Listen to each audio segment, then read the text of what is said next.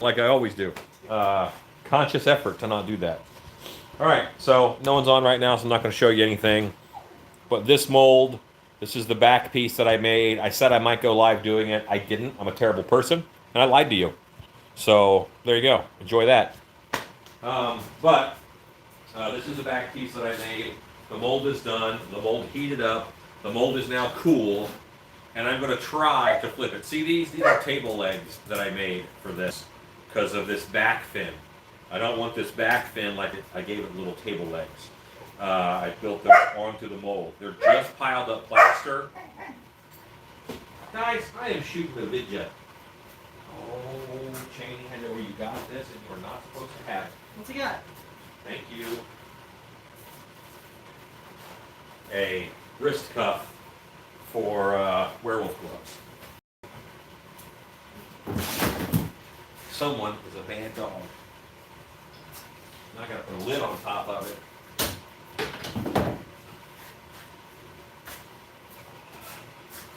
I'm back. Small domestic problem. Handled. Sometimes your puppy eats your werewolf parts. And that's my life in a nutshell. Say hello to Ezekiel. Hello, Ezekiel. So, before I left this mold, I did free it from the table. But it's a bear. Okay, this is a monster of a mold. So it's going to be a problem to turn around and flip. So we'll just see how it happens. And it's possible I dump the whole thing on the ground and we start over. In that case, I'll be making EVA foam back pieces for the creature. That'll look cool too. Janie, I wish you were sleepy right now. Why don't you lay down or something? Oh yeah, this is fun. Now, I'm pretty sure that my legs I made will just break off if I just try to flip it. I'm going to try and get a little bit of this clay out of here.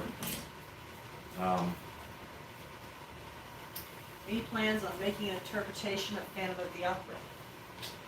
No, because he's just the least sexy to me.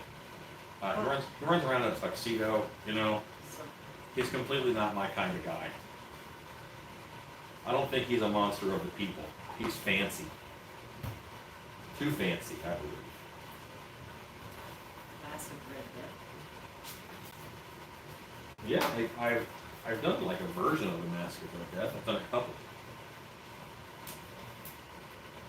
Alright, so what I'm doing now is I'm getting clay out of here. You guys, I mean, see all this gray? This is clay. And I wasn't holding it this way because this is really not the best way to hold it. I'm gonna flip it back around before I lose it. It's heavy.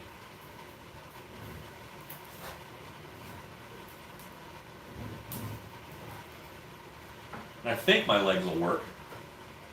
We'll all find out together. Live on the YouTubes. Now I did pledge this, so the clay is coming out nice and easy. I don't care what you use as a release. You might use crystal clear, you might use whatever. Pledge is where it's at. I've used lots of things. I'm not the best at this in the world, but I've made a couple hundred plaster molds. Well, okay, maybe 1,000 or 2 plaster molds. And of all the releases I've ever used, Pledge works the best. Use it right on the water-based clay. This clay I could probably reuse again. It's so clean. And I will because I'm right here. That means this clay came out of the chest piece. It went into the back piece. And now it's about to go into his arms because I'm making those right now. Able to flip this over, get enough weight out of here to flip it. I will, this clay's heavy, man. The clay in this is probably heavier than the plaster. It's a nice shot of an angle of the mold dangle bear happening. Is your camera okay?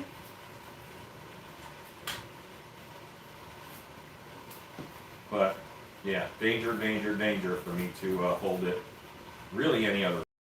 Nice wide flat on the table right now. I'm trying to pile this up. When I lay it on the table, there's plaster chips all over the table. Really made me happy to get this mold cleaned out before I have to start the hand. Alexa, what time is it? It's 9:11 p.m. Hope you enjoyed your Monday.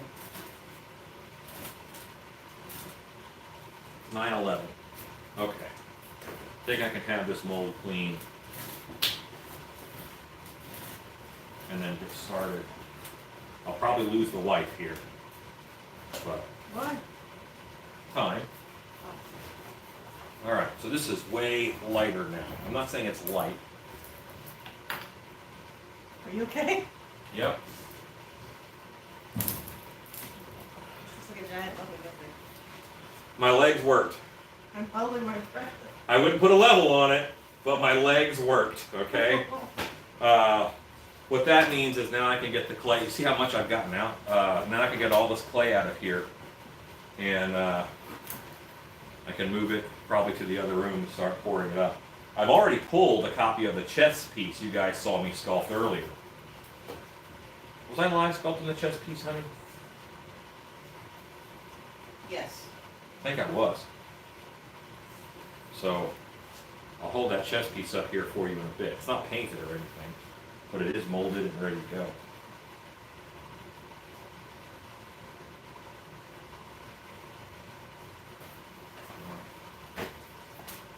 So technique for this, for getting clay out of a mold. If you can do it while your clay is still warm, that's the best. I mean, that's the easiest, I should say. I did not see the chess piece, said cobwebs and candy sticks. I hope we're right. I'll hold it up and show it to you. You need a minion to clean molds. But I need a minion I can trust to clean molds. That's the problem. Like, no one knows the sculpture better than the guy who sculpted it. And in here is a lot of little bits of plaster that you can nick and break off. And if you don't go at this with loving care, then you're going to lose a little bit of detail in your mold. And this is a very detailed sculpture. It wasn't very hard to do. I mean, I think I sculpted the whole thing in maybe an hour and a half, 2 hours. Oh, it's live. You can just look at the time. But so a technique that I like to use is, hey guys, no barking inside. You know that. Just bark outside if you want to bark. I take away from the middle of the clay, and then I fold the edges in. And that sort of allows me to fold it in a little more, fold it in a little more. You got to give that clay a place to go. You can't just tell it to get out.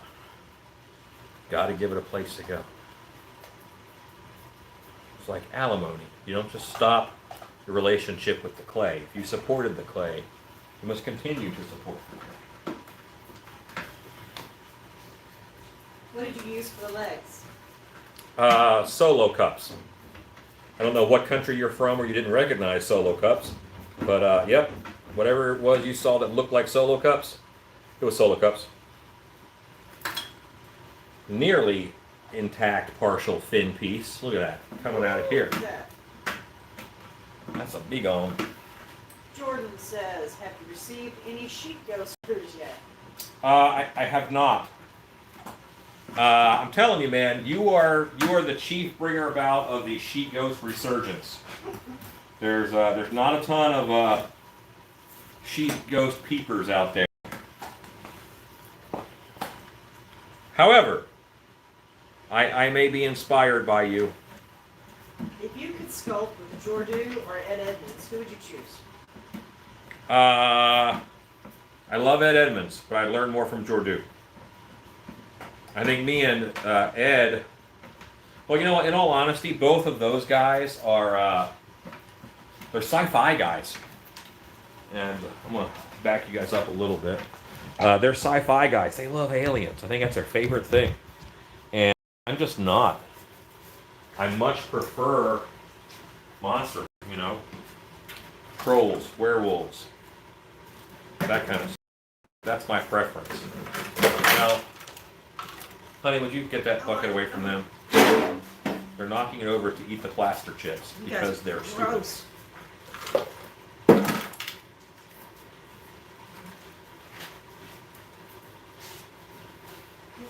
No. No.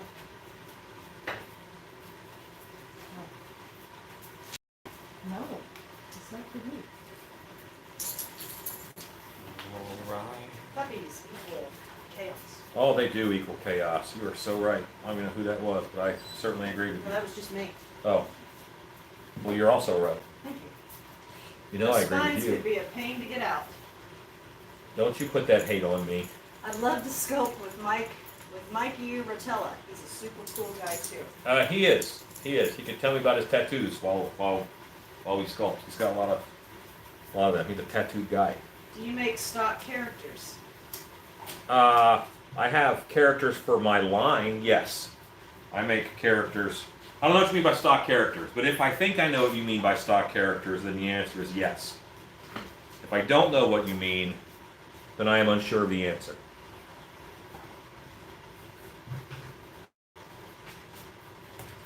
I was a little loosey-goosey here.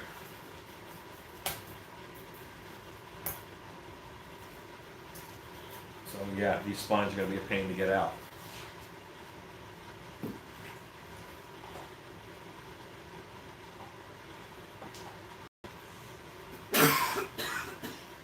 Because every spine is stuck in there. Most of the fin is out. I got a little bit here in the middle to remove still. Are you going to pour it up tonight? No, I probably will not. I only need one of these for Transworld because Transworld is an order placing show. Cheney. What in the world? puppy? Hush. Hush. Why for you barky? Stock characters. You have as a I do have ghosts in it. I have a ghost. It's a stilt character. It's white, flowy robe. Has LED eyes. It's one of my favorites. Floral wreath. I call it Ophelia. So I do have ghosts. I would not call her a sheet ghost. Cheney. Cheney. If you want to bark, you go outside.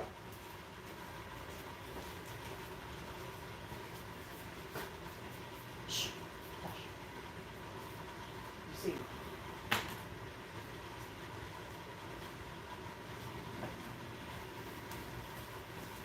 Okay. Now that did not come out as happily or cleanly as some of the other stuff. Cheney, come on, outside. Let's go, outside. Go on out. Go on. Go on. Go on, go outside. You want to bark, you go outside.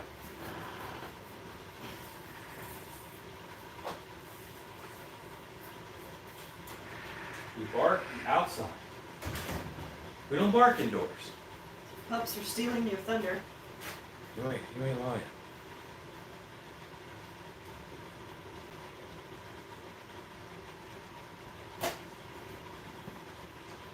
Alexa, countdown, 10 minutes. 10 minutes, starting now. I'll probably not get this poured up tonight because I'll probably still be cleaning it. These spines are going to be a bear, but they'll power wash out easily. I can power wash them in the morning before I go to work. Did you watch Scary Stories to Tell in the Dark? I did. What do you think that mold weighs?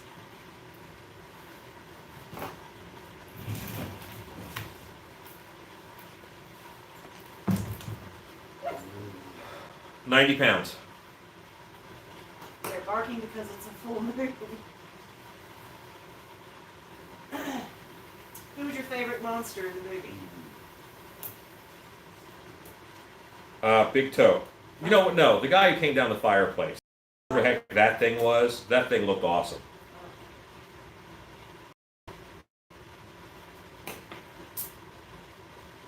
£122 was my guess. My max curl is about 130. Or it used to be. Maybe I'm weaker now than I used to be, in all honesty. It was about 130. This was not the easiest thing. Obviously it's not a weight bar, but I know for a fact that it's almost 2 bags of plaster, 2 50-pound bags of plaster. And that's just the powder. Once you add the water in, not all the water goes, like the water doesn't evaporate, you know? So, based off that, I would also guess about 90 pounds. I should have done that first because I didn't need to lift this sucker up. Who needs a spine? Ah! It's coming out. It's going to take a little bit of time. However, I'm not going to take that time. Alexa, countdown, 10 minutes. Second timer, 10 minutes, starting now. Guess I already did that. What I'm thinking is, how far can I get in 10 minutes? Is it worth continuing to do it more? What is Hydrocal? Hydrocal is a type of stone. Ultracal, Hydrocal, US #1 pottery plaster are your main types of plaster for making masks. There's also plaster of Paris, but I hate it. It's not. Plaster of Paris is a harsh mistress. Sometimes it works great, sometimes it doesn't. And it's finicky in the way it mixes and how it behaves. It's a light plaster. It's a fairly fast wicking plaster for latex, but I'm not a fan as it is largely inconsistent. Different plaster of Paris's brands and stuff have different hardnesses.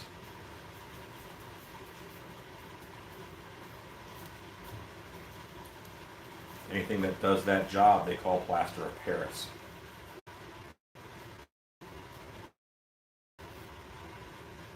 So you may not even always be using the exact same products or ratios.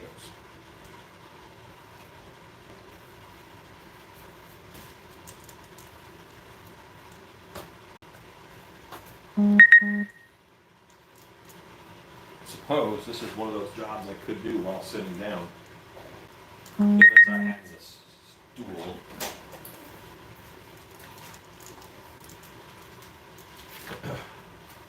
You once said plastic is a preferred mold medium for silicone. How would I make a plastic mold?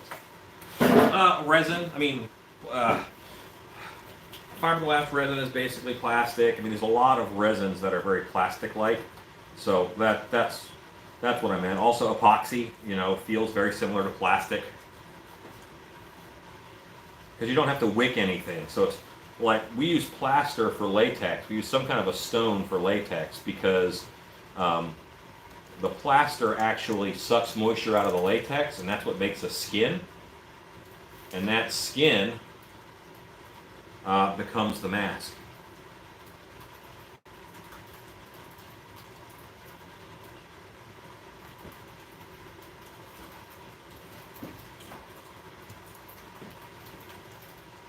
This guy will clean up beautifully, I'm sure, with the power washer. So I'm not super worried about it. A lot of the fin just came right out for me. Again, the power of Pledge.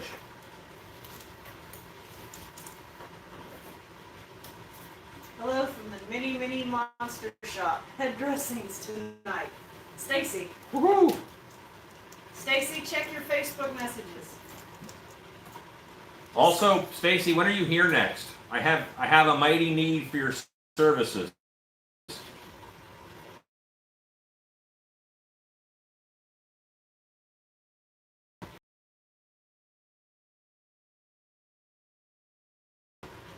Will you foam fill the spines? She'll be in the shop tomorrow. Great. Fabric tape so that the front and back can lace together, and that's how it'll go on.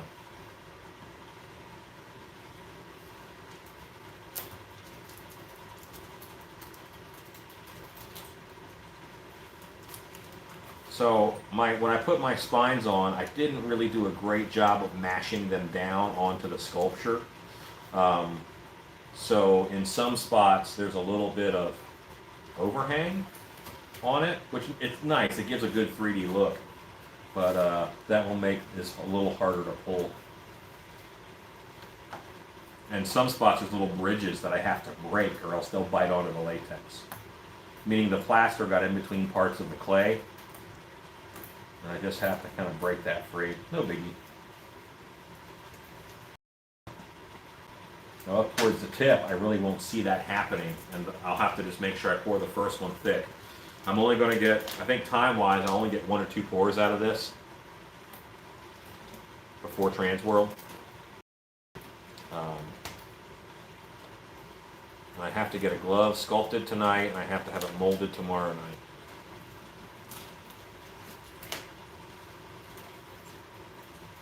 And I have a hunchback to finish for Dark Hour. Hunchbacks, Dark Hour's getting one too? Yeah, they're getting one. For the show this weekend? Yeah. It's fine. I got to start on that, but I'll probably come home from work a little early Wednesday to get,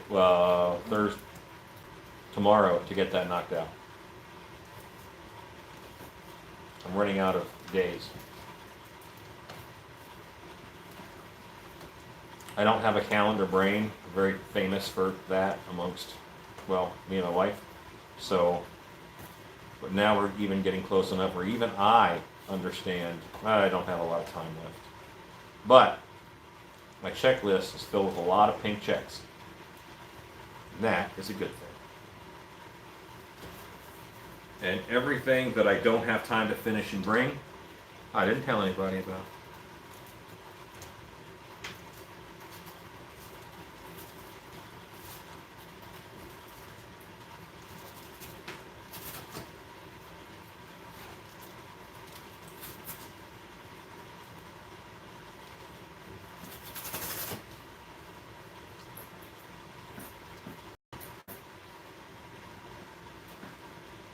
Most of this, I'm just sort of knocking, it's coming out and it's falling down into the fin. Probably not that. I just got to get that out later. But the power washer is going to do such a good job of this.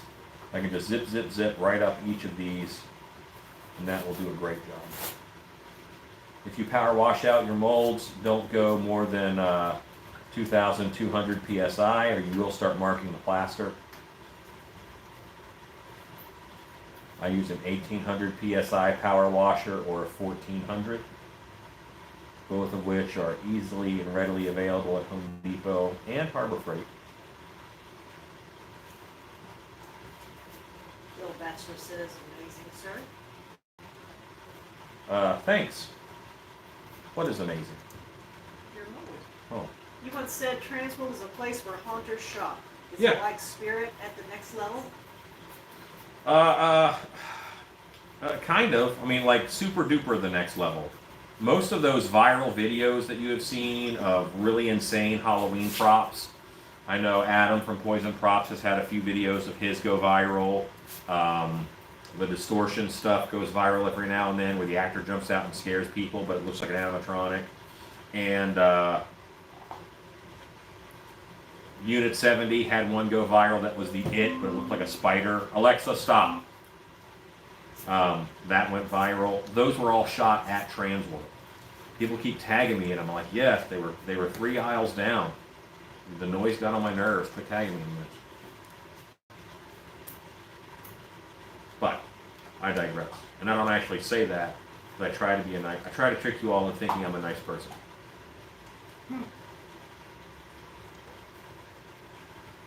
Is that a comment or just a noise you made, Ray? It's just I see. I see how it is. I seen it. Ezekiel says times 10, Jordan. Spirit times 10. Yeah, I mean it's a magical place, and that's just the easiest way to say it. It is truly a magical place.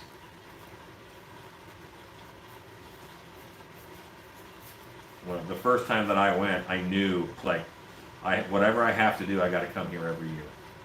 Whatever I have to do to make that happen. Kind of why I started vending. I started vending one reason. Because I was an actor, I knew what actors needed. And because I went to Transworld and I wanted to go back, but I couldn't afford it, I vended. Like, okay, I can go there and other people will pay me to go. I hear poison props is a nightmare to deal with. Poison props? I think you're thinking of Scare Factory. Poison props is not a nightmare to deal with. They're pretty awesome, as far as I can tell. How does someone buy a pneumatic animatronic? With money. Or credit, actually. A lot of it. A lot of haunted houses do credit. You could simply go to their website and buy one. I mean, it's you click the button, it goes in the shopping cart, and then you pay for it. And it sounds like I'm oversimplifying things, but sorry, it's that simple. I'd love to tell you there's some crazy mystique. Okay, so I did this by eye, but I really think I got this pretty darn level. Can you tell him to be quiet? Who? Alexa, stop. My chain's not working. Her. Okay. So yeah, I mean, I'm making good progress on this, so I'm gonna just keep going a little bit. Sorry. I'm just gonna get these tops clear, and once these tops are clear, I will begin doing something interesting for you. It's kind of important that I do a little bit of this now, because this stone is just going to get harder. So those little pieces that I do have to break off, like I mentioned, that's just going to get harder and harder to do. And this whole fin is made of vertical scratches. So by using this tool to get some clay out, if I scratch the plaster, I'm only making more vertical scratches, so you won't even notice. But normally I would say don't use a metal tool on a wooden mold. Are you going to have a helmet party to finish all those stacked up behind you? Yes. Well, you know what? I got to do about 30 or so to finish the shelf. And I can knock out 30 in about 2.5 days. So I will probably start Saturday morning before I go into dark hour on apocalypse masks. I gotta have everything else done by then.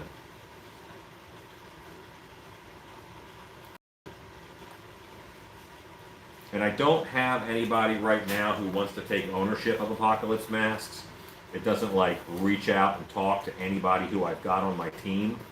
One of the things that I do a lot is I say, okay, well, this is your product now. You make it, you know. I'll teach you how, you know, you make it to my spec, we'll sell it in the booth, and I'll cut you in. And that works out pretty well. It helps me keep a lot of our artists happy. And then sometimes people, you know, think up something on their own. Why so many live streams? Who asked that? Jordan. Do I bore you? I mean, why do you have so many conversations? I mean, I don't know how to answer that. Do you not like live streams? Can clay be reused? Absolutely. You're going to see me reuse it here in a few minutes. Jordan says, no, I love y'all. Well, then why so many live streams? Because they're awesome. No, I mean, there are times when I do it when I'm alone in the shop, and I do it sometimes then because it's nice to talk to friends, you know. There's a lot of regulars on. I have no idea how many people are on tonight, but there's always regulars on who I know. They're my friends now, whether they're in other countries or not. And it's nice. I get to hang out with friends while I make monsters, and that's cool. If I were a beer drinker, I would be having a beer, making monsters, and hanging out with my friends. Cobwebs and Candlesticks says, Jordan, this is like school. You can't ask questions to a vlog.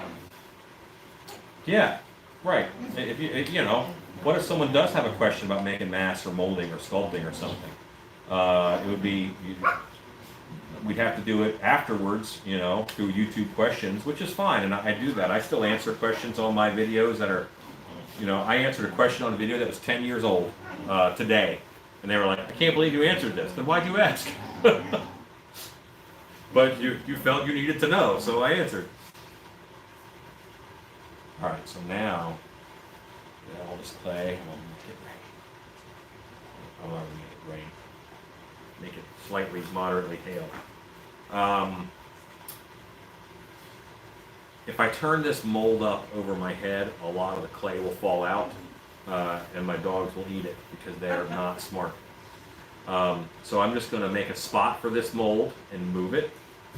And it's not a secret, I'm not hiding it from you, but I'm not going to bother moving the camera around to show you. And then this pile will become a fish arm. A fish arm? Yeah, I'm doing little hands today. So that's like the next piece I really have to do. When is the next monster camp? Wife, get away. April. You have one in April and one in May. They are your dogs, not your smart dogs. That's right. I don't know who that was, but Cobwebs and candlesticks. yeah, he's watched once or twice. This is like YouTube Wednesday. How can you not love it? Live YouTube Wednesday. Okay, so I think my spot is going to be over here where I put. Wife, you want to talk about Monster Camp to the camera? Because I'm going to be off camera for a little while, moving some things around. Oh gosh. Oh gosh, oh dearie. Gosh. Oh goodness. Oh my goodness. Goodness Oh gracious. goodness gracious. Okay. Oh, let's see. Monster Camp. We have one in April, and the one in April Also, is. pull Boris out of that corner. He may be stuck. Pardon me, my dog is stuck. Come here. Come here. What do you got in your mouth? Great Pyrenees dogs do not reverse well. Over. There you go. Monster Camp. We have one in April, but it is sold out. And then we're going to squeeze one more out in March. No, I'm sorry, in May. And we're going to launch the registration for that next Monday. So that if someone wants to come to the last one, this will be the last Monster Camp we do for the year. Because we are already booked for other things. And we're not going to have another weekend free to do so. That means June, July, August, September, October, November, December, January, 8 months. Booked. No Monster Camp. That's right. So May is it. That sucks. However, What? we have our new labs that we're going to try and do, which are a one-day class. We did labs. We call them the lab series because it's just a day. It's not the 3-day weekend. So Like the November, camp. correct. Yes, exactly. November of last year, we did a test drive and we called it Krampus Lab, and it was just one day, and the blanks were already poured up and based out, and then you picked the blank you like, and then you painted it. You added the hair and the horns and everything that you like, all your detail. And then at the end of the day, you had a... Oh yeah, that's 90. Am I following you? No.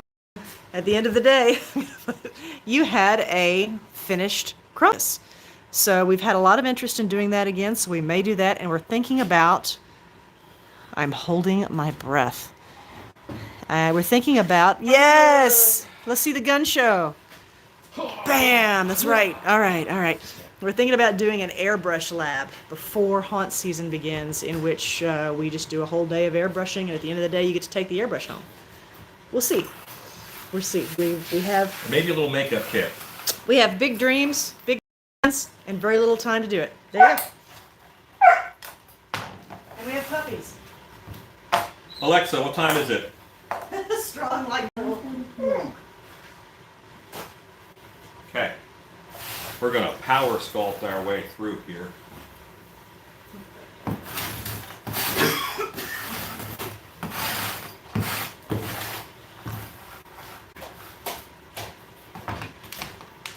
So we definitely appreciate all the videos you do, live or not. Lockhart said Monster Camp is a blast.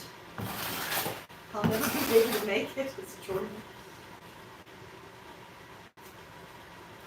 Let's see.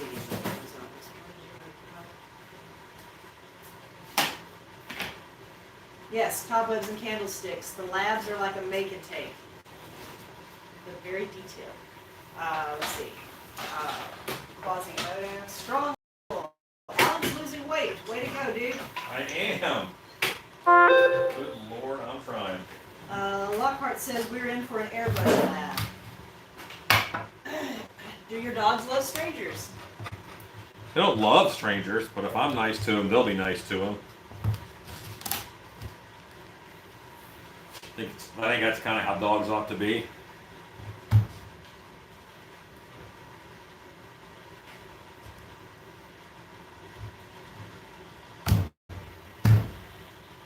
Now, if you watched me make a hunchback arm, and I did do a live video when I was making a hunchback arm, you will know that this is exactly how I did it.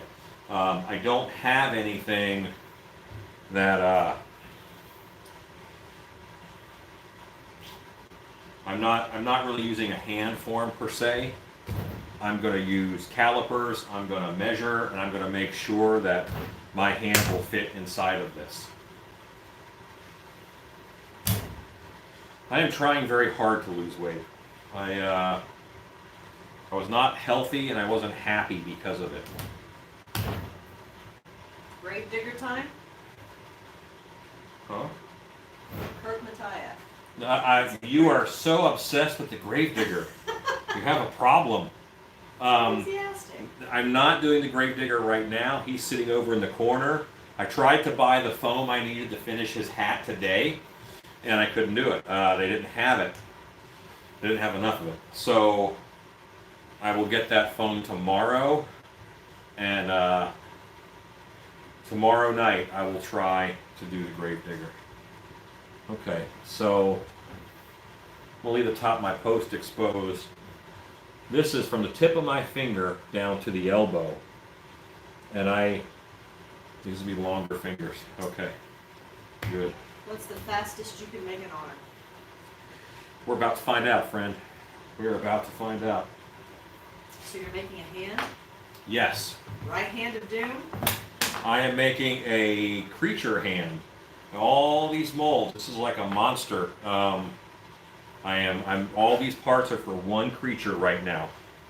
Most things are done, but the creature from the Black Lagoon is not represented well in my lineup right now. I have the mask.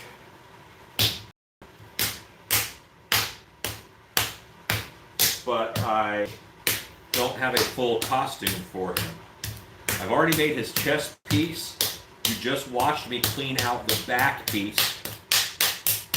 And now you're watching me work on his arm. Did you know Joann's Fabrics carries foam now? I was impressed. I do know that. That's one of the places I went today to get it. And they know Havy it. I agree, the Grave Digger is going to be a great mask. It's a full costume. It's a full costume. So I'm doing a black and white line, and the Grave Digger is part of that black and white line. And I think I'm going to do the glove. I'm doing a trick here. I'm going to sculpt this hand so it's both right and left. So they'll just have a thumb on both sides, kind of like that. Then I pour up two. One goes to the right hand, one goes to the left hand.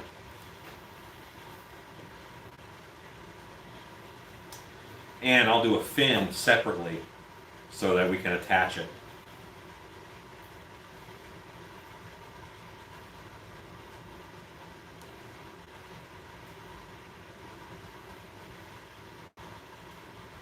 With those two thumbs, okay.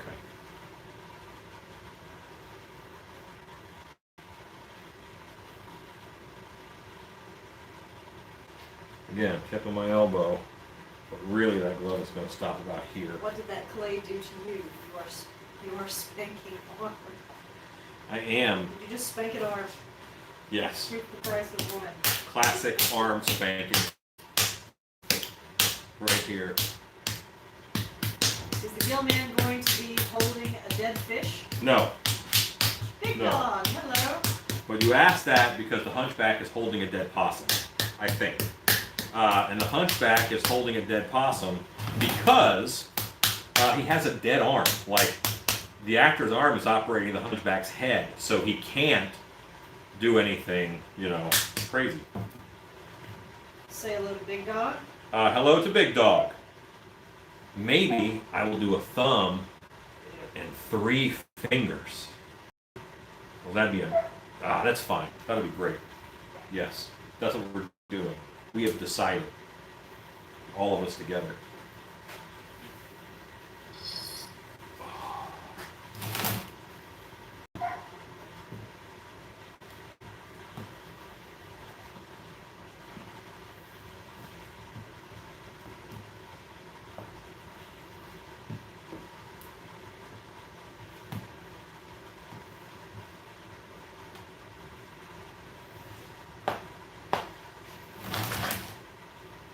Big Dog, we were just talking about Monster Camp. We were. Big Dog came to Monster Camp. And he made a wondrous orc. He and Mrs. Big Dog. And his wife made a wondrous orc.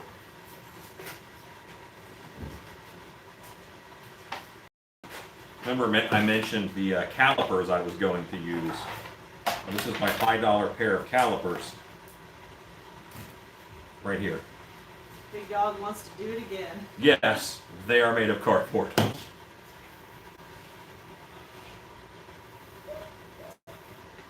them real quick, Smalls. Sure they're I fine. think they just like barking. I think they're having fun. I'm making these 2 fingers big enough to hold a pinky and your ring finger. So your hand will be in it like this, with the fake thumb on each side. See? See where I'm going with that? Yeah.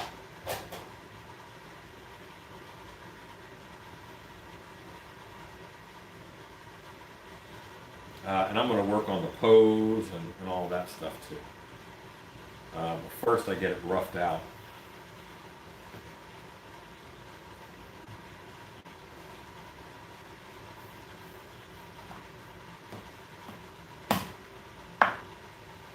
You recall I scratched a line into it down here where I kind of needed to stop it. It's right about here.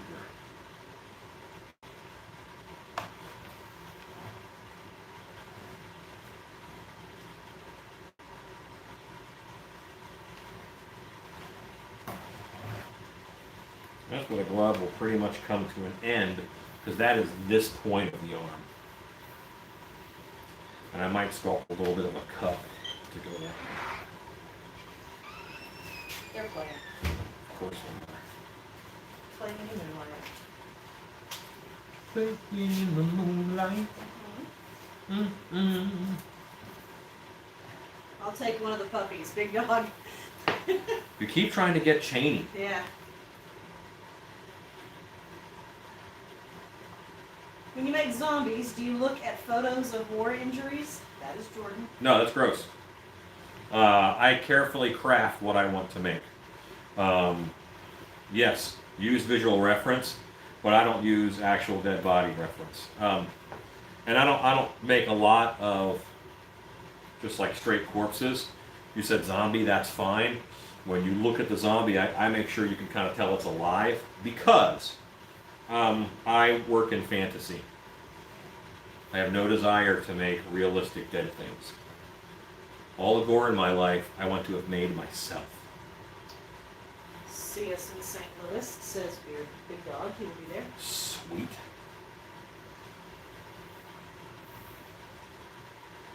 Again, I'm making these 2 fingers big enough and even enough to hold 2 fingers.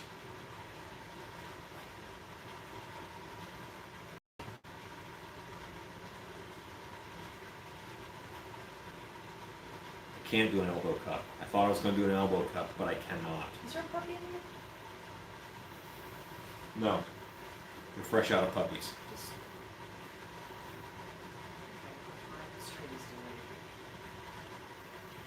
Oh, you see one back there? Yes. Boy, I'm still on the mold though in that video. I've moved on. You gotta keep up, wife. My comments are on time. Life I is just- moving fast. Too fast. Can't handle this. Actually, my wife does just fine handling this. Keeps me in line. Are they going to be webbed hands? Yes! Can't do a creature without webbed hands. Don't forget, I want to get a Frankenstein mask painted, please. Big dog. I have a color or black and white. If trolls and ogres were related, trolls are the monkeys and ogres are the apes. Let me guess, that was Jordan. That is correct. I agree with you. You're right.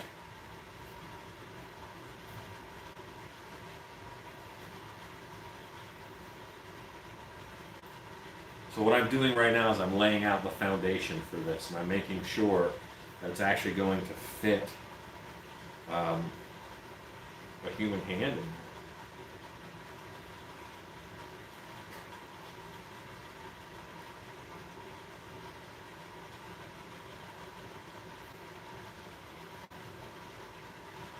Now, why am I doing it? So that this one piece will be both hands. Time, mold storage, lots of reasons. You know, the thumb only has to hold one, and also it'll make a nice alien-looking hand.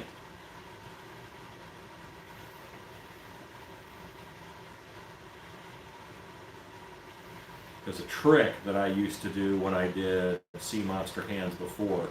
I'd sculpt a regular hand, and when I put the mold together, I would run a thick bead of caulk around it before I put the two pieces together.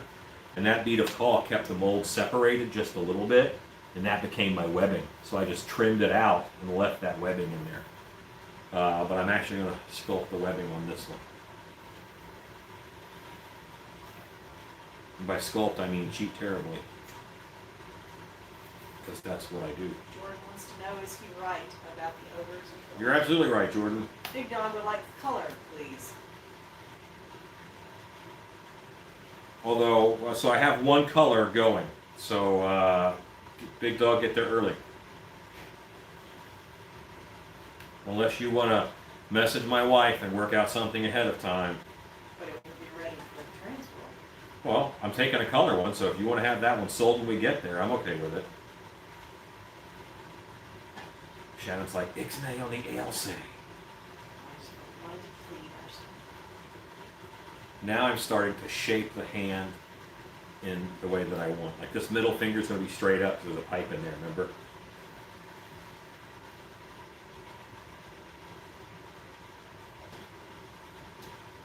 This will be a two-piece mold.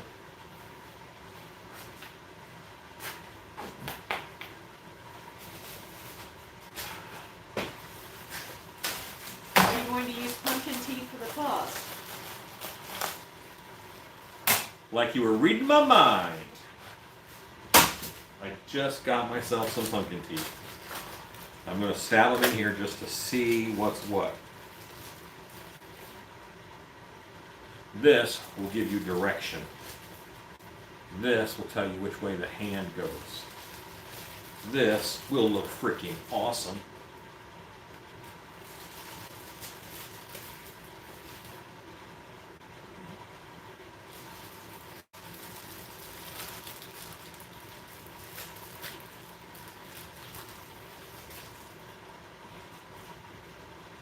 Is this wet clay? This is like wet clay. This is just a water-based clay. But it's very similar to wet clay.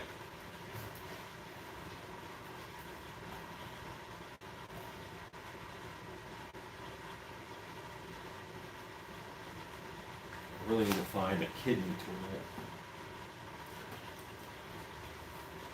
Alexa, what time is it? Here's one on the floor. The time is 9:55 p.m.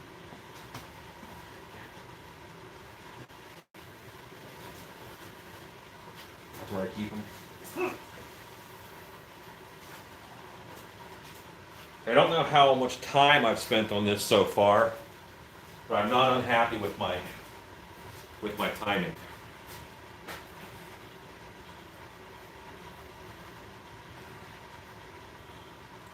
If this is the back of the hand, because the way this is curved, then this is the inside of the hand.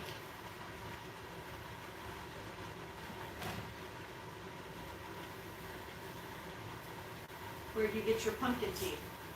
I get my pumpkin teeth from Etsy from a guy named Bob Connor, And you can't just use any brand of pumpkin teeth, okay? You have to use pumpkin teeth from Etsy. Here's why. The ones on Etsy they have a perfect taper to them. They taper from the bottom end down to the tip, and they never get any thicker. So that makes them look cool, but it also means you can pull them out of a plaster mold. I can just mold this without any worry. What happens when silicone and latex mix? You lose money because it's ruined. Truth be told, I like Michael Lassiter's teeth better. They have striations and texture. Yes, but you can't pull them out of a mold. So you have to put them in after. I love Michael Lassiter's teeth, but they don't pull out of a plaster mold cleanly. So that's why I don't use them as much. I have some, I like them, but if I want to include them in a sculpture, that means they're gone. These I can pull out of the mold and then mold again. Godzilla's not walking around the puppy eating the tripod. It'd be way cooler if Godzilla was walking around. What clay is water-based clay that has glycerin added? Yes. Who is that? Stacy. Yes. Puppies are getting big. Might need a bigger doggy door. Yes. You're correct.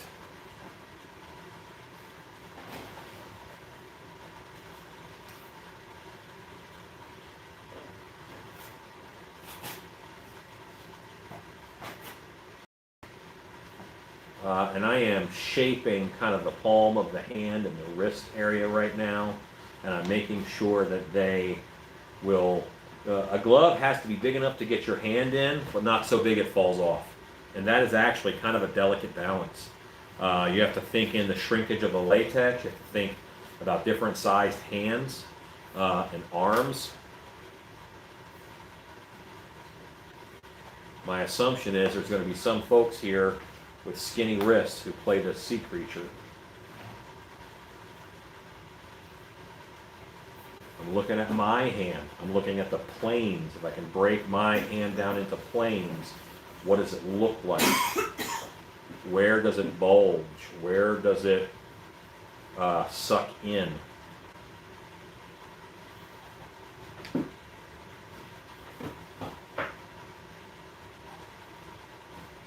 I might try and work some different rings down into this design here, because you'll be able to cut at each ring to fit different arms. Is he chewing on a box? Yes, he's fine. He has an approved sacrificial toy.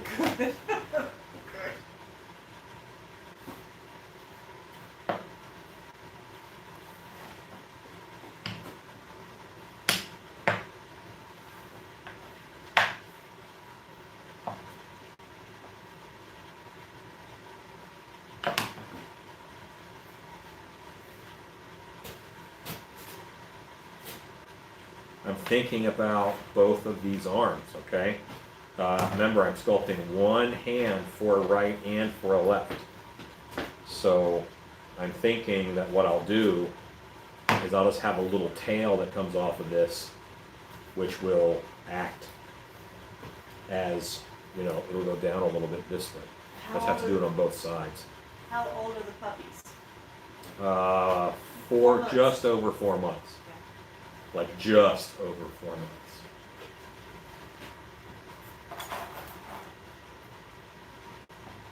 Okay, now this is a different anatomy than mine. I'm looking at my palm and I'm working on their palm, and how would this palm look? It would look different than mine because it's set up very differently. But I like it. I need some meat right here, or else my thumb won't fit.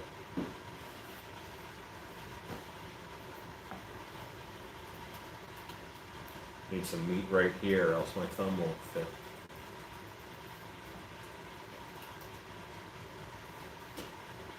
Using my hand, occasionally I'm using the calipers. I'm just making sure that my hand will fit inside of there.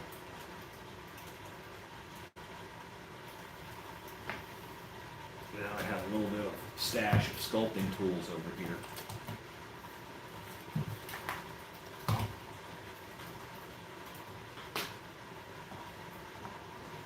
Platypossum. Yeah, arm. Sorry, I didn't think second. Oh, Hey Alan, when making severed human hand from elbow to fingertips, are there any tips you can offer? Is it possible to paint liquid latex over great stuff? I'm just curious. yes, you can paint liquid latex over great stuff. Who was asking that? That was Jason Agostini. I'm going to ask you, why do you want to make a severed arm? You can buy severed arms from Halloween shops for like 20 bucks. So I would urge you, you're going to spend the time making something, make something you cannot readily buy. You're going to put that kind of time into it. Even as a home haunter or yard decorator or whatever, your time is worth more than that. If you guys want to flip around, I can sit on that side and sculpt.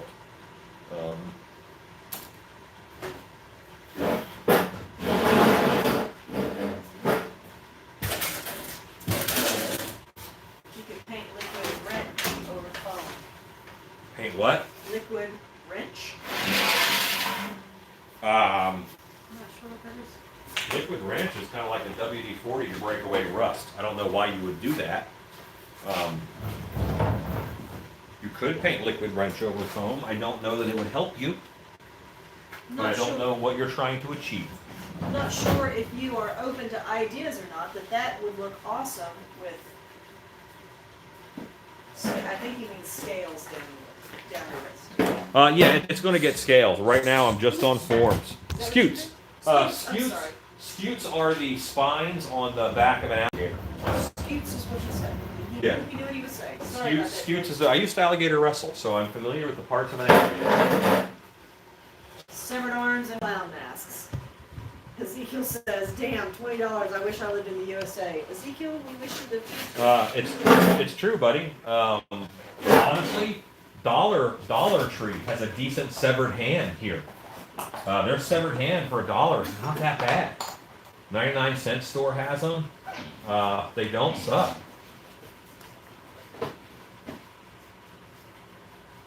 And they're not just flat out amazing, but you know, you've certainly seen worse.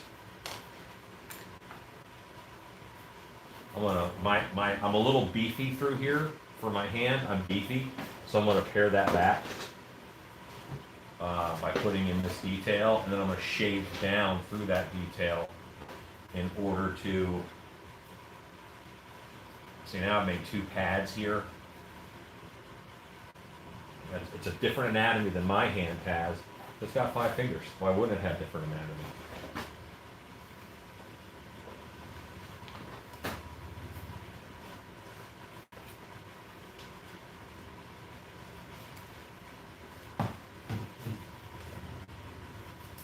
Liquid plastinip over foam.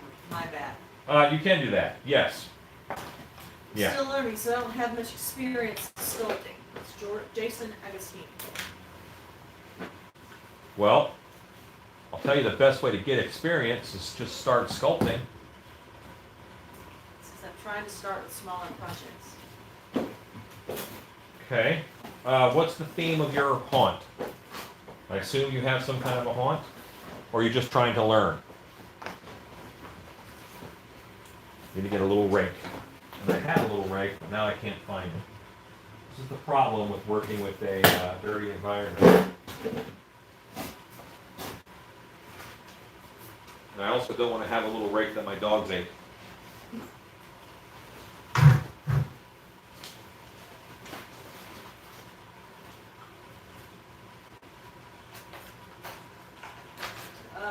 The thing's a butcher shop. Okay. Then yeah, you're up the right alley with meaty stuff, but why not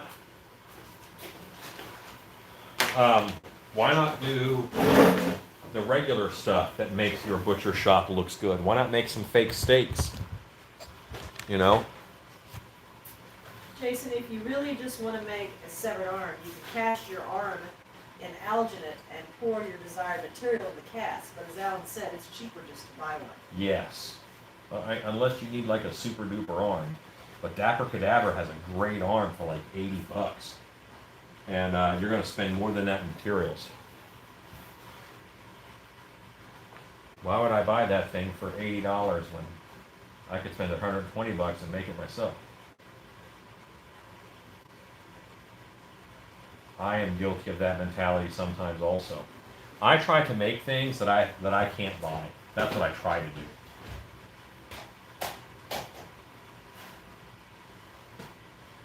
And then my goal here isn't necessarily to make this look fleshy, because this isn't, I mean, we're not making a mammal, you know, we're making something that isn't a mammal. What does his anatomy look like? What does his skeleton look like? Oh, something a little more aggressive than what I was using.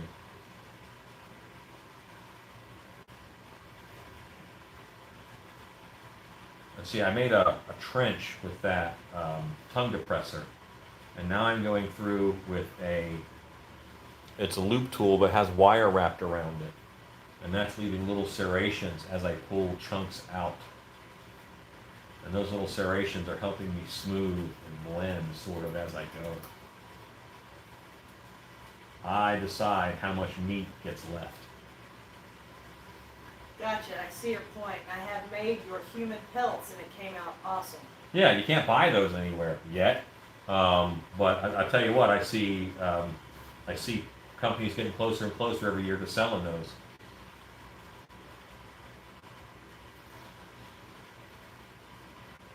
You know, they're very inexpensive. They look okay. They're kind of good for a butcher shop. Work on making some steaks.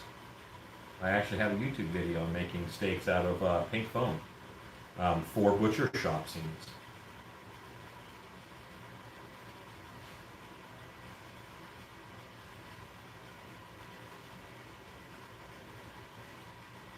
I'm going to give you guys a confession. I love these little wire wrapped rakes and little rake tools because it leaves all these little lines. And to me, that makes it feel much more like a fine art piece. And I think the sculpture looks better roughed in with these little marks. Just does. I'm going to give him like some gecko type pads in there, I think.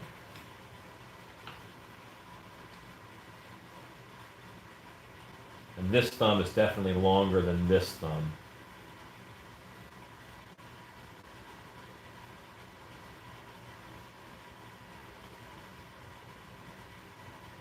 And I think I'm going to take a little bit off of this one.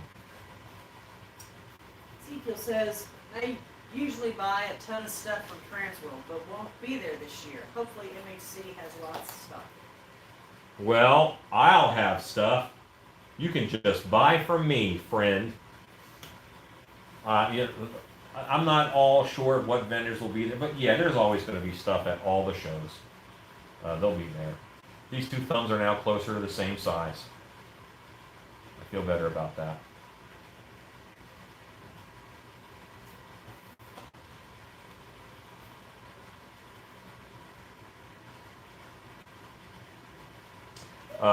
One trick I do when I am doing gloves is I put wrist tendons in. Now, some people don't have these.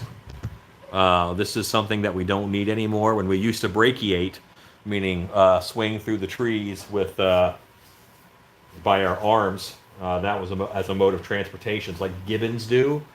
We needed much different grips, but I still have the vein that runs down here. It's a tendon, actually. There's a wrist tendon. And you can see it if you put your two fingers together like this. You can see that tendon. It'll pop out in your wrist. About 20% of people don't have them.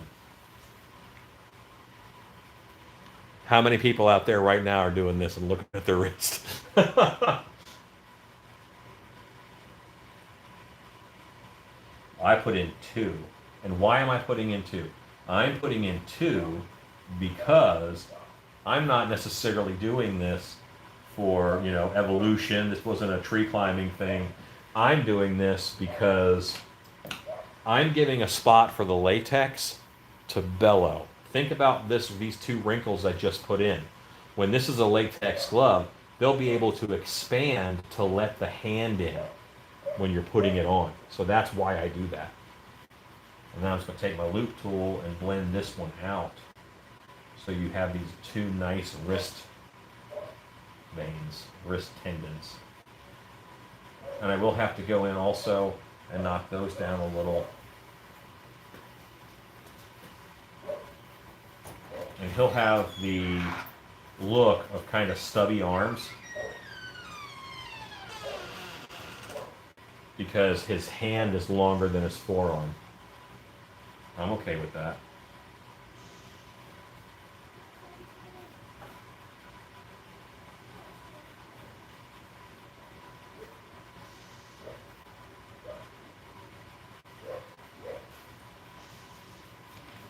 My wife is out there trying to get our dogs to bark. I don't mind them barking outside. Our neighbors aren't that close.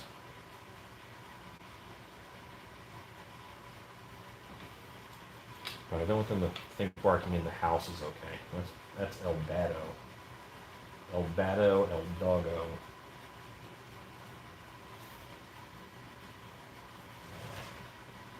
Alright, so I'm really close on this side. And you guys can see, okay, so this is kind of like framing a house, or building a house, I should say. Because the framing happens in just a couple days. And you see that, you're like, oh my gosh, it's all happening so quickly. Well, the framing happened quickly. Doesn't mean the house is getting built quickly. I gotta bring this in. This is too puffy on the back of the wrist. But I do like the way that this one graduates more, and this one is more abrupt of an ending. And I want that graduation.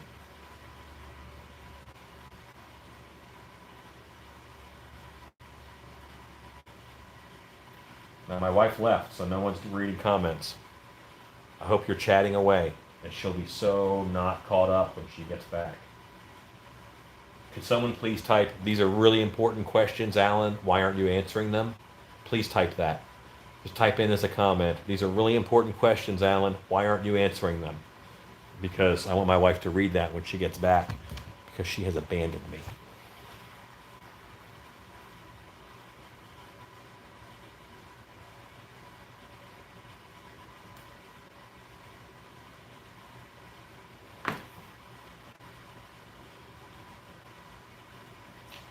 I think I can come down further than that. That's what it said, but tip to tip here.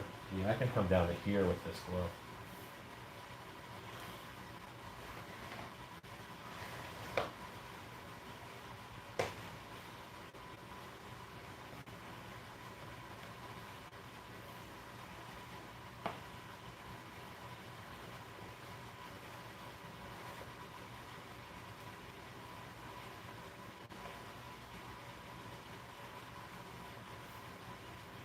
And I don't want this glove to like billow around on it, okay? I want the glove to be nice and tight here. Honey, I think there's been some comments while you were gone. I got you. Okay. What are they saying, wife? Okay.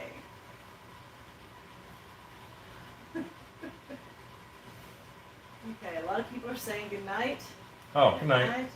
Why are you not answering these important questions, Alan? Alan, I desperately need you to answer my questions. My Why are you wife not was, answering? my wife's not reading comments. These are very important questions. Why aren't you answering them? Why aren't Honey, you answering the important Look questions? at how upset Alan? these people are that you abandoned me. Has our narrator gone MIA? She Why are you not has. answering these important questions, Alan? These Yeah. are really important questions, Alan. Why aren't you answering them?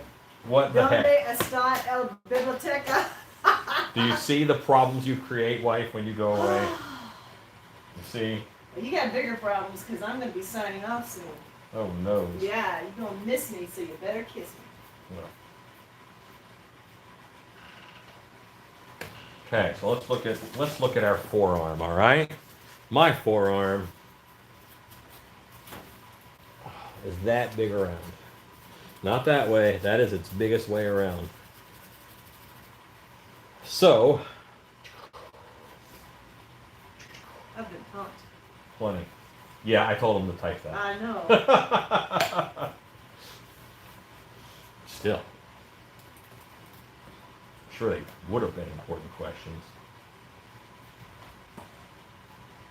Alan, you're screwing up the tendons you just put into it. So, who cares? What's more important is that the thing is good. Don't not correct the mistake just because it took you a long time to make it. I'm looking this way and I'm fixing my profile. I'm gonna And then I'm looking this way. my computer right there with you. Leave it over here on this corner. Yeah, you can read comments. Yeah. Do you have it in pop-out chat? Yep, I do. Okay. And then you can just read it. And then that way, no one will be upset the fact that you're not answering all these important questions. Right. All those important questions that people Important ask. questions. Here Did you have a moment of panic when you saw that? you go. No? Not at all? Not even a little? None. Didn't you feel bad at all? None. Can you read that? No, do pop-out chat. How would you think?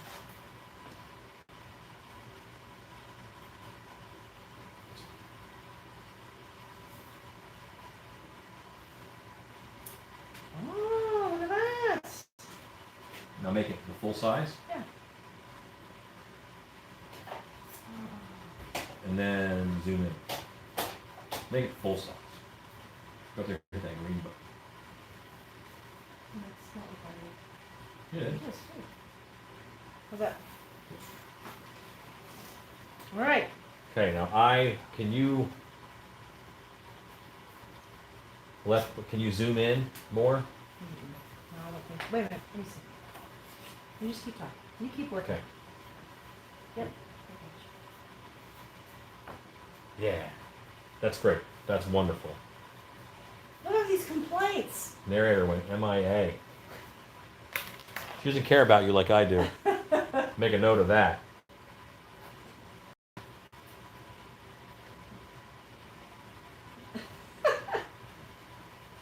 Okay. You see it? Yes. Okay. Love you. Love you, wife. Mwah. Good night. Come on. Where'd you go with you? Oh my God, you're so good. Come on. Let's go. Come on. Let's go. Come on. Let's go. Okay, let's go. Come on, let's You know what's cool about bringing stilt costumes to Trans World? You don't get it finished. It's just a ground costume.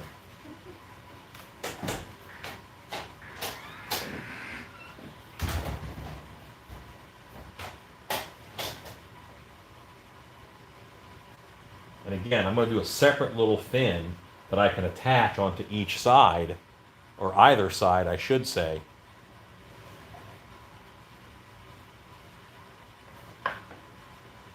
There we go.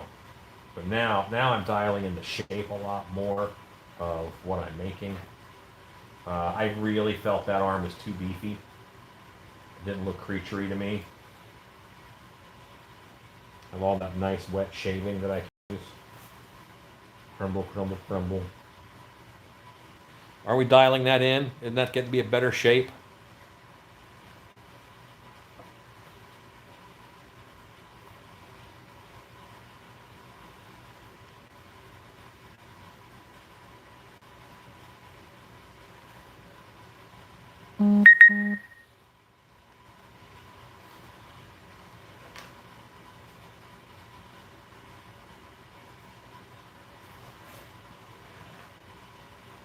Yeah, there we go.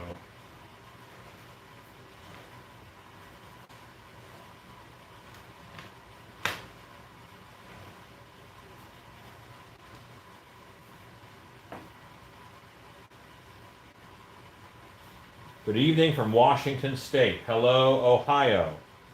You are full size now. You're not going to grow any more, Jordan. That's it. Jamie, thank you. Glad you think it looks awesome. It's very important to me. That wasn't really much sarcasm.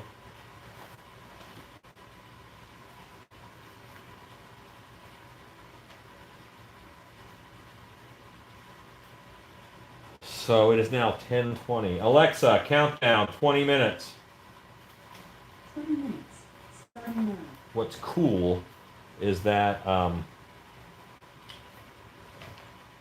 the texture on these guys is pretty easy.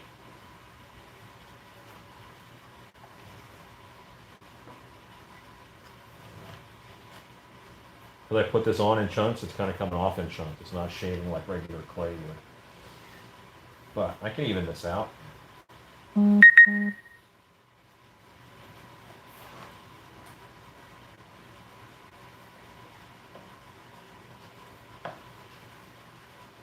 I have this giant base down here that I don't need. It's going to make my mold bigger. Well, the back is coming along. It's not. There's no detail on it right yet, but I'm still in shaping. Okay, we're nowhere near skin textures yet. And honestly, they're going to not be a lot for this. They're going to be pretty simple. Hello, Jones. Shannon's not here. She's in the house. That's where Mama is. Yeah, I know. That's who you're looking for. But she went inside.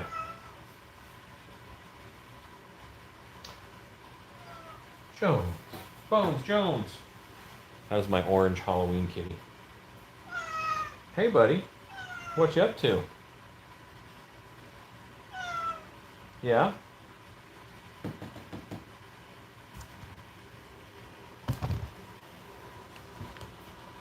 Jones!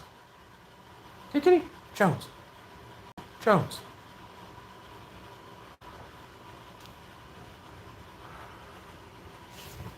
Indeed, the kitty is asking where the boss is. Ken's Tools. I like Ken's Tools quite a bit. Those are the tools I like to use. Ken's Tools. I have some of them here, but I have a big mix. But I like all tools. Kemper is a popular brand of tools. They have kind of gone downhill. They stopped using a nice stainless spring steel, and now their tools rust and fall apart faster. But I have a Kemper W21. That is one of my go-to guns. It's not a gun, it's just a little sculpting tool. But it's a good little tool. And when I get into more detail, you'll probably see it. All right, so I'm just going to do a little bit of scratching in here, you know. What's cool about fingers? There's a finger bone in the center, you know, that's nice. I've got these big rake marks. Let me smooth those out a little bit with smaller rake marks. And that smoothing is going to take some clay away, and it's going to even out, but it's going to give me a smoother surface from which to work on and set up details.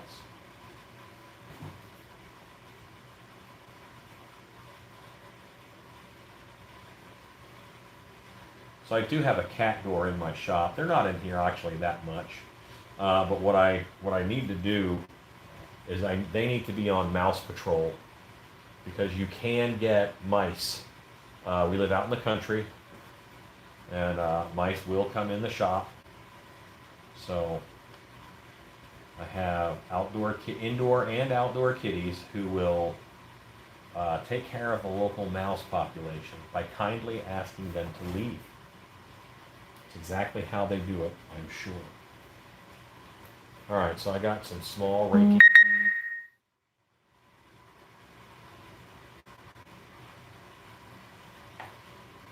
Yeah, I do have vocal cats, that's for sure.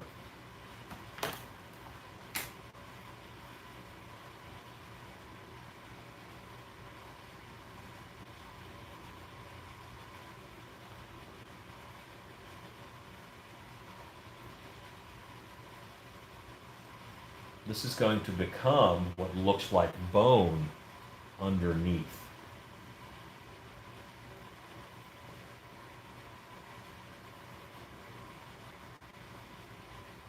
And by leaving that ridge in the center, when I take out these little dollops, it's going to look like there's bone under there and the skin is pushing it out. I'm leaving the center bit, and that's going to be a knuckle.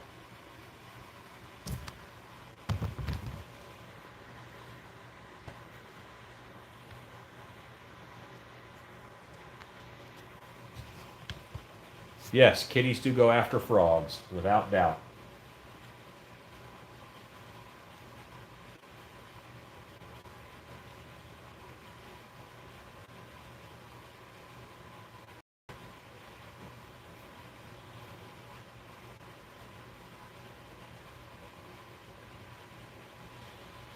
I have got to leave enough room in these fingers to make sure that I can get 2 fingers in there, ring finger, pinky finger, and I think I might have to beef this one up a little. Just a little.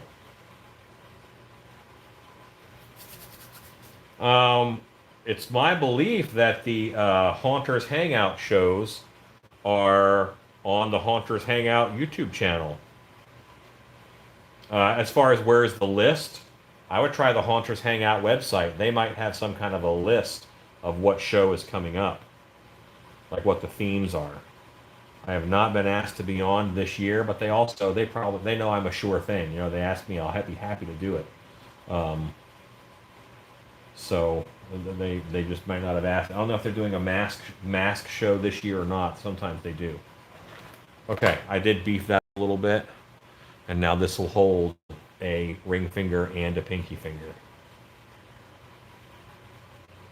Up in there. Okay.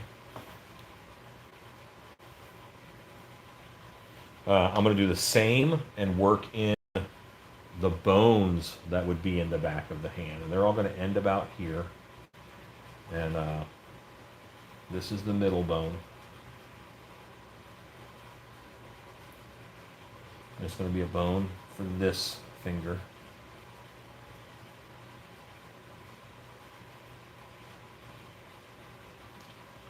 And all these lows might connect, and that's okay.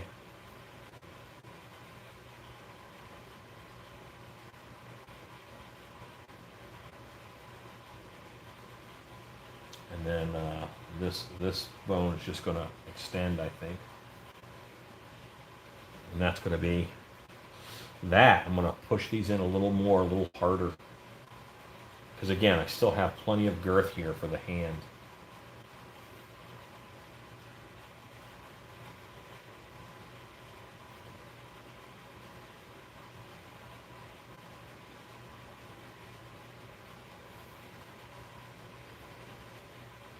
I'm going to take this guy and sort of knock that down a little bit. Still there, those furs are just as deep. But I want to round it. Knock those 45s off.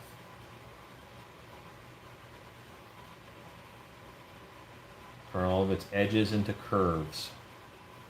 Something we want to do.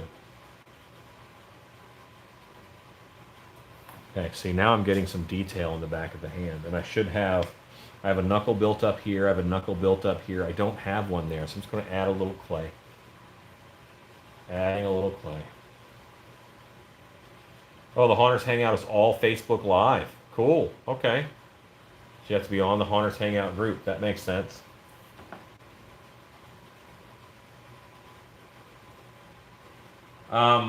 Jason, I go to kenstools.com. I buy Ken's tools right from Ken. Kind of. This is the way that your hand will be in there. Not this way, which is live long and prosper way, but this way. That's how I intend it. Yeah, I might want to do this. I could, I guess. But my intent is that. That's how I'm sculpting the glove. And I have all my little knuckles here. I'm going to put a little bit more on those knuckles.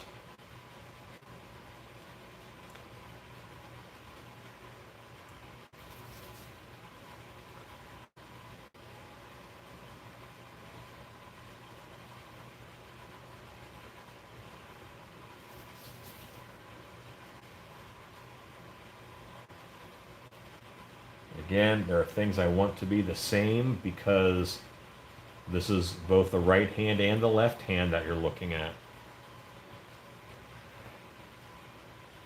I have time to mold this and get 2 pours, so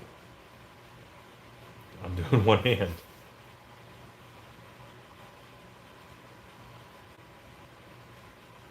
And the thummies, they don't have the same. Scott Coldhart, thank you very much for posting that website.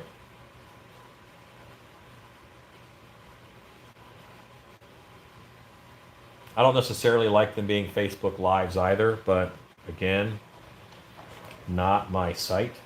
And they know what they're doing.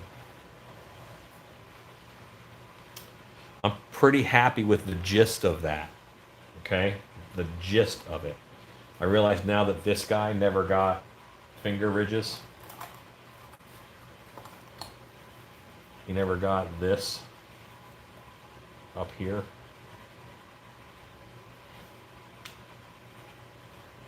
That's one of the things that you do. You look and you see what did I miss? What do I need to get? What still has to happen? And you can see that all these are pretty much still in their rough state. So I'm going to start to refine the fingers. I can't take too much off of them, but I can refine them.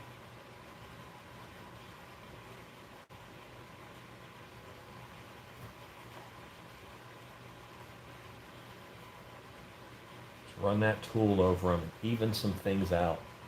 I don't want anything to look like it's not on purpose.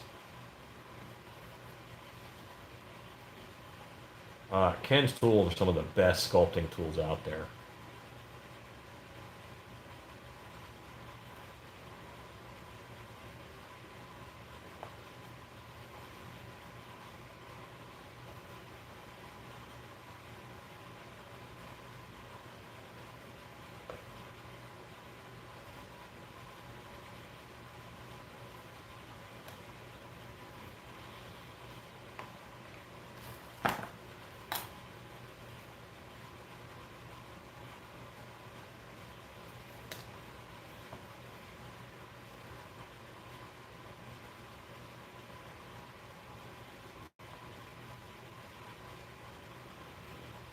I have dreams of making sculpting tools and selling them also one day in my massive spare time.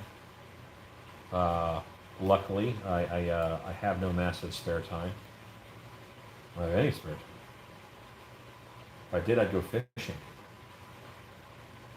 Well, I have lots of interesting handmade tools. Because a lot of times you need a tool, and that's you got to make it. My favorite sculpting tools are tongue depressors, because I can cut shapes into them, and you'll see I'm going to use this guy to detail this here in a minute. But first I want to put my tendons back in this wrist that went away. They went away because I had to shave down the arm some. Put these tendons back in.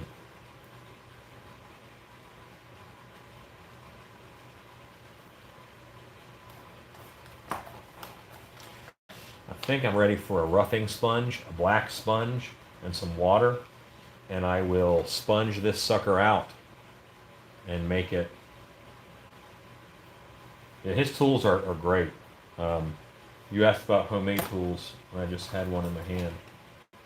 So I use this a lot. And you can, it's 4 plastic shafted Q-tips, electrical taped onto a tongue depressor. I've had this for a couple years. And it just does great line work, wrinkles and textures and things that I can just put into play.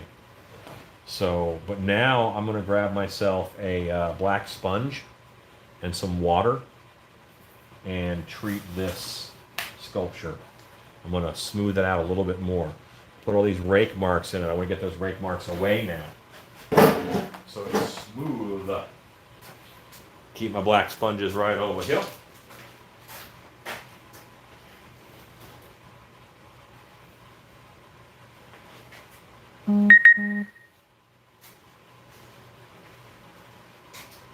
Get a good vessel for water.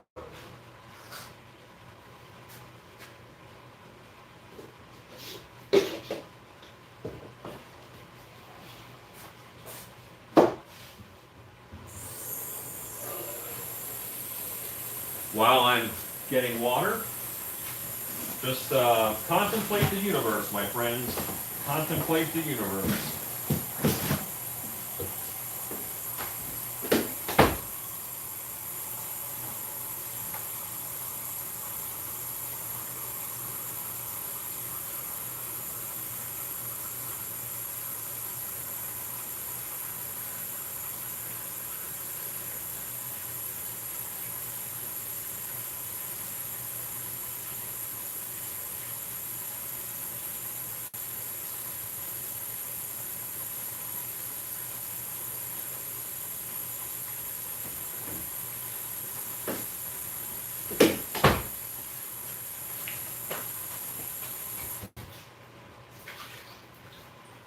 One of the things I don't like about my shop, there's very few things that I don't like, but I have abysmal water pressure. It takes a long time to fill up a bucket.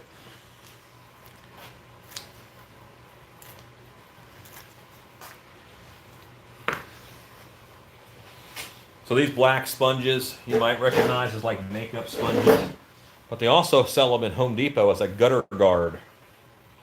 So that's where I get mine because it's a heck of a lot cheaper. This might even be a little too aggressive. We'll see. But I think it kind of needs it. And while I'm sponging, I'm also... Hello, Jay Shobe.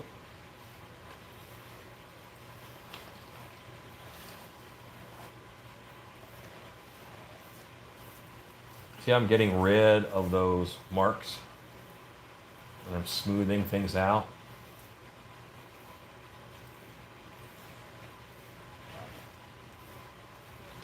And I'll go after this sponge, I'll go in with a yellow sponge and calm it down a little bit even more.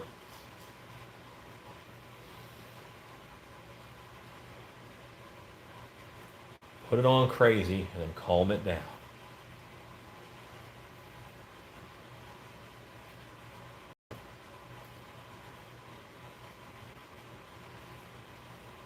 This guy, I kind of have to get molded tomorrow.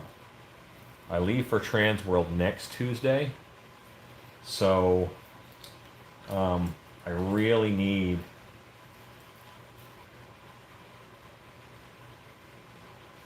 you know what? It was a guess, so don't give me too much credit for pronouncing your name right. It was just a guess, and if I did not do it right, I would fully expect you to correct me.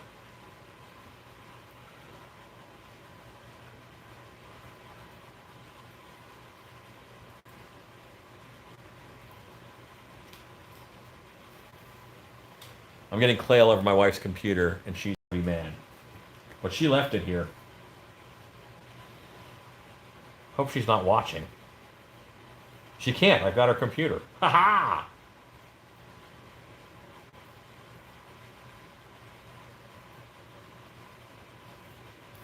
Okay, see, now this is calming down and smoothing out.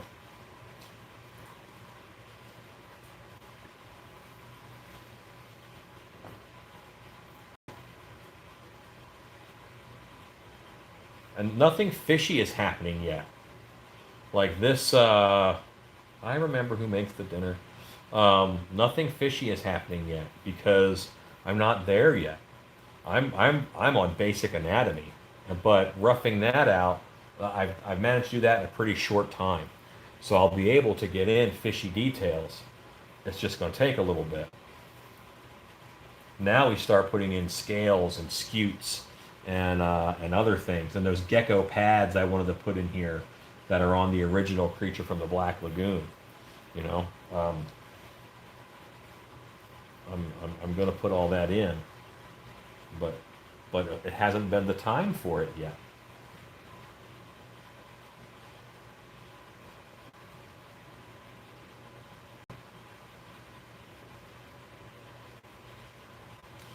I don't know that she needs a new computer. Don't you put that hate on me. We'll see how Transworld does. We'll get her a nice deck of playing cards or something nice. Okay, grab a yellow sponge. Because the black sponge left marks. Alexa, stop. Am I where I hoped I would be at this time? I think I am. I am about to start moving on to detail. At least secondary forms.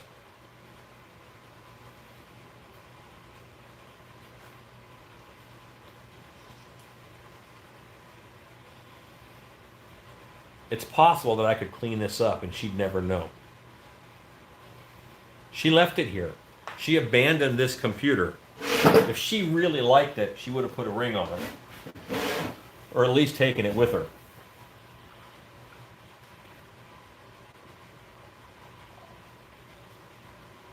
I don't know know that my wife watches YouTube on her phone. I don't even know if she has the app.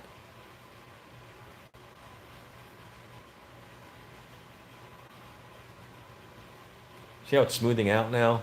It's beginning to look more like a El Hando. Yes, I am using pumpkin teeth for the claws because they're a great, obvious choice and they save me time. They look good. They're good enough. They're smart enough. Gosh darn it, people like them. Pumpkin teeth. If I can get some burlap, I'm definitely going to use some burlap. I probably won't use hemp. We use hemp sometimes at work on big molds, but hemp doesn't help the weight any, and I don't trust its structure for making this mold too much lighter. And I don't mind some of these little marks in here because that's going to pick up detail, so I don't mind it. Every time it goes dark, I have to touch the computer, and that leaves a little more clay on it because my hands are covered in clay and water. Don't tell my wife. I'm going to tell her a cat jumped up here and did it. I did build a bunch of foam helmets. I'm going to make a bunch of apocalypse masks. Well, okay, I didn't build them, but Stan built them. Do you like the Apocalypse series, Paul? Or did you just kind of ask?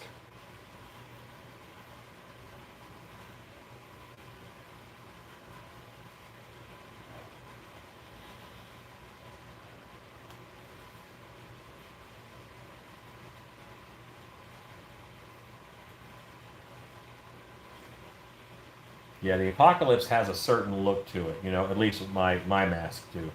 And it's a popular aesthetic. I'm not as passionate about it as some folks are, but I see the need for the industry to have them, so right now I'm making them. I'm hoping that enough companies knock me off, I don't have to keep making them. It's weird to hope to get copied, but I do. I do every year.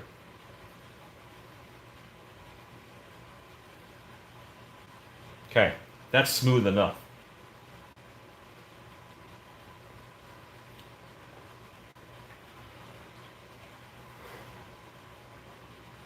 I will try to remember that. Uvalde Hardware Store. Paul, I may film a build of one. Let's see how time works out. I'll probably film the build of 20. Yeah, this is going to be a latex glove. This will be a latex glove is what this is going to turn into. So I've got to figure out a little bit how I want this to look. And one of the things I think that I want is I want some ridges on the back of the hand here. And I'm using this tool, which will undercut a little bit and sort of give me a raised lip.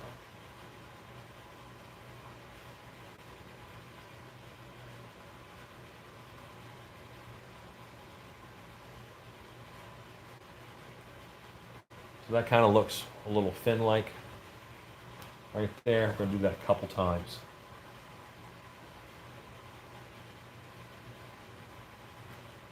This will also make the glove shaft a little smaller. That's okay. It was pretty big. I don't want to do too much to this because I want to leave it a little rough. I don't necessarily want this to be real blended in. I kind of want that live edge on there.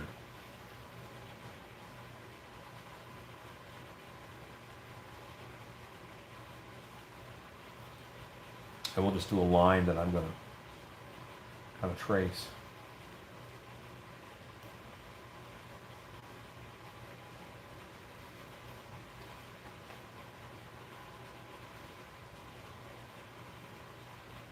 Okay, so I've got these ridges running down now. That's very Creature from the Black Lagoon, I think.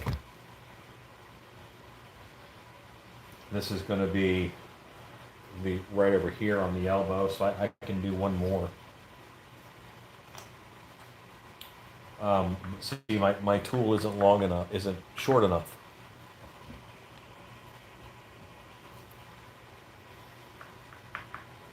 My tool's too long for this. I'm just going to go ahead and shorten this tool handle.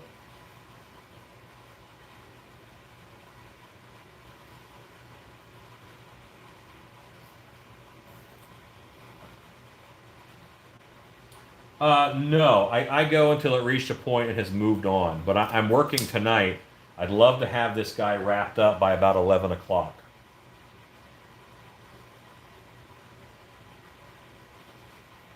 There we go.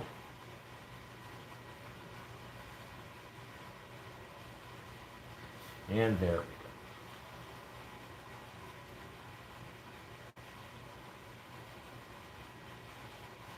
By undercutting here, that's going to be the glove edge.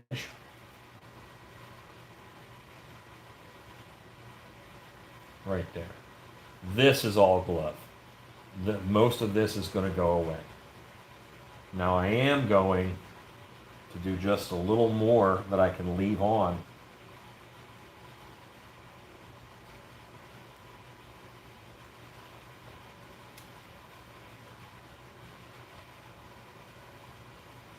Depending upon if it's the right hand or the left hand.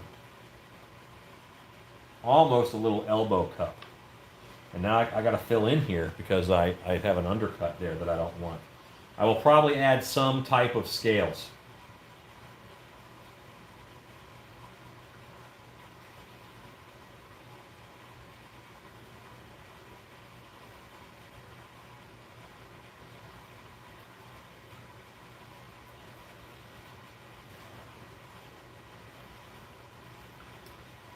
And yeah, this just goes this way. That connects there. Just like that there came down. I'm going to do that same thing again on this side.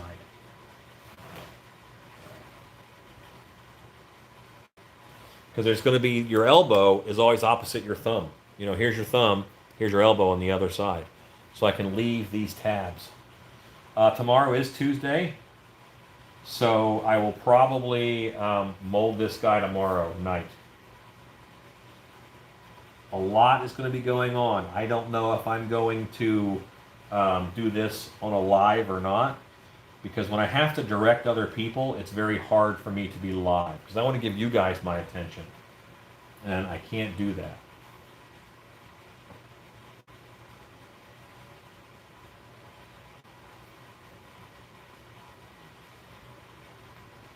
Okay, so now I have a little tab on each side.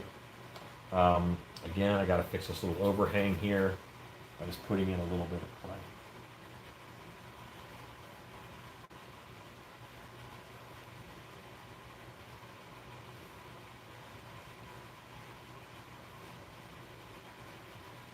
Kind of strengthen that a little bit, add a little bit of beef to it.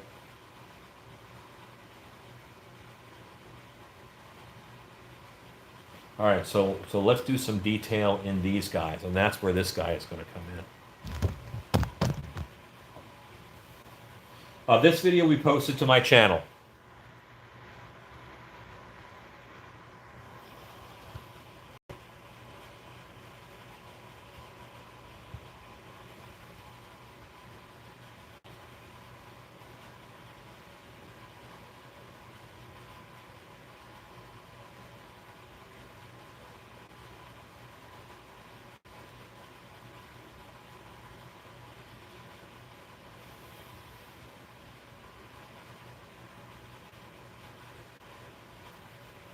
See, these lines are all happening, and they're a little harsh, so I'm going to calm them down with a brush here in a bit. But I do want there to be a nice texture on this.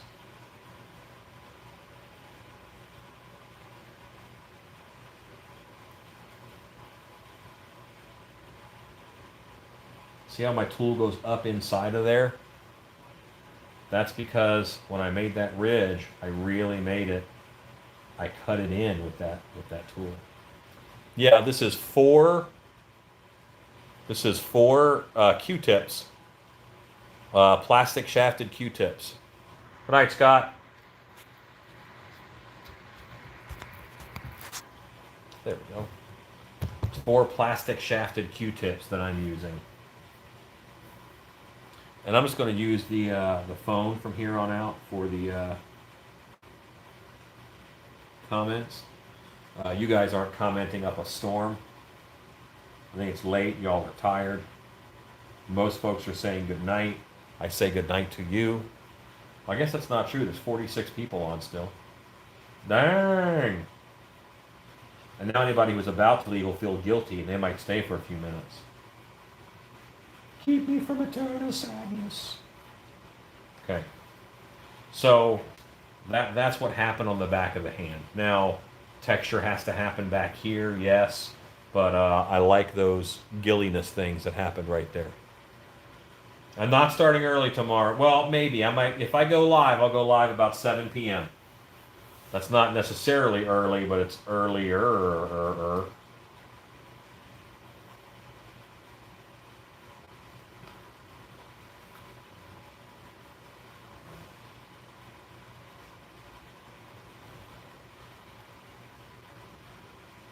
Okay. So in here, I think I can just do kind of the same deal.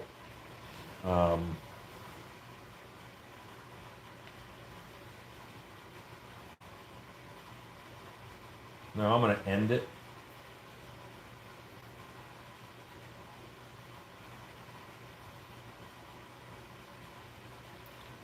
I'm ending it by wrapping that scale around a little bit.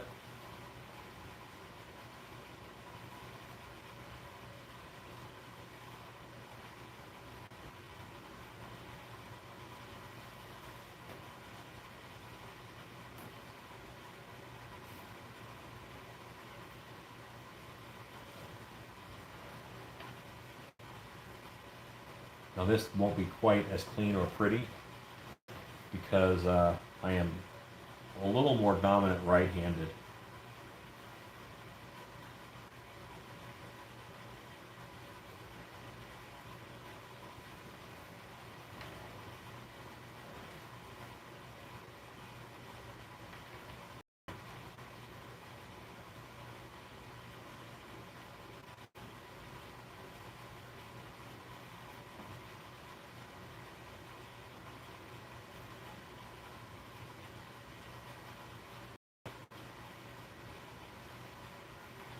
Okay, that's nice. I'm happy with that. I think that handles a lot of this pretty easily. Let's go up here, and I want to do some things in the fingertips. And I'm going to different. No, I'm not going to grab a different tool. I'm going to use this tool here.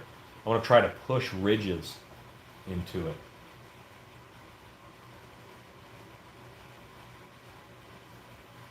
Just pushing. Just like if you drag something in the sand or snow, it pushes the stuff before it. I'm pushing a fingertip into this. And that's one ring. And now I'll do another ring.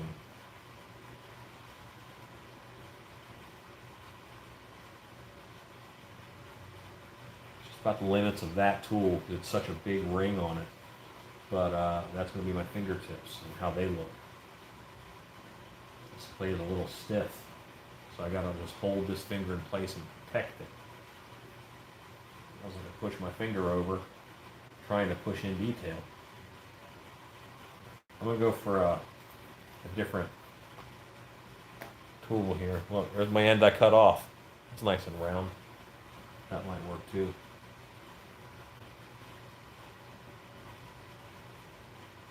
It's also thinner, so I won't cut as deep, which I think will be good.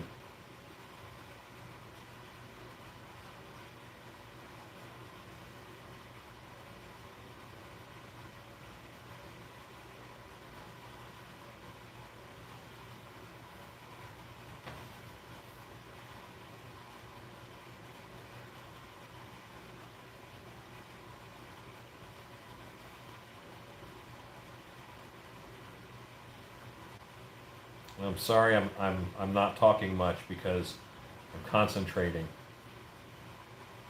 That tends to make me not.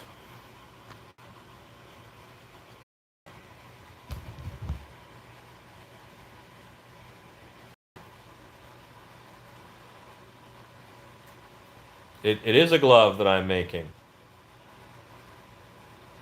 The palm is beefy.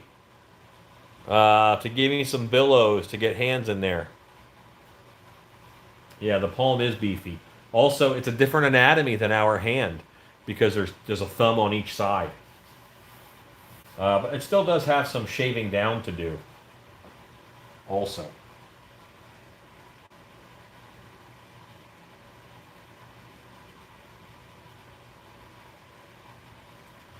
I've just kind of bit myself in the foot here because I have just done one on that second pad. And that means I've got to do one on the second pad of all of them. Just this little weird rosette kind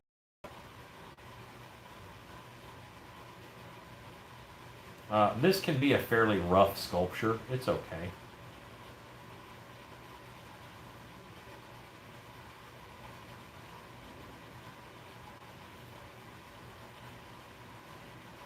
I say that not because I don't, love the creature from the Black Lagoon. He is one of my favorites.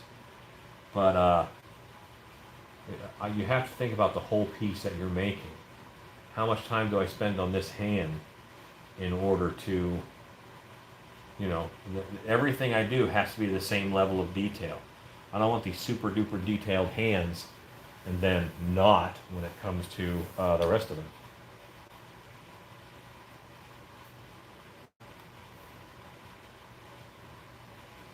I will take a little bit of that beef out of this palm, as you are correct. And maybe I'll do a little more separation between the fingers.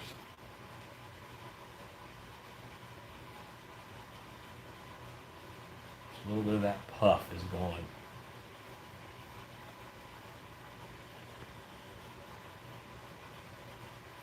Cool deal, Jordan. Thank you. Thank you. I appreciate your confidence in my work. That's always nice to hear.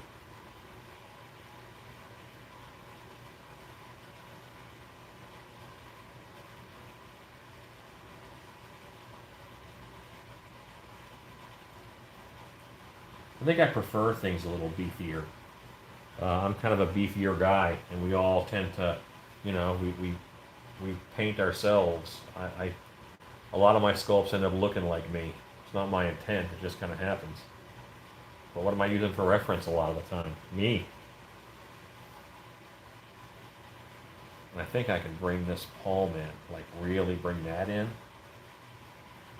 That'll be a nice change. And I do realize that other thumb doesn't have any suckers on it, but it will. They're not necessarily suckers, they're interesting texture. Let's go ahead and put in this one first this time.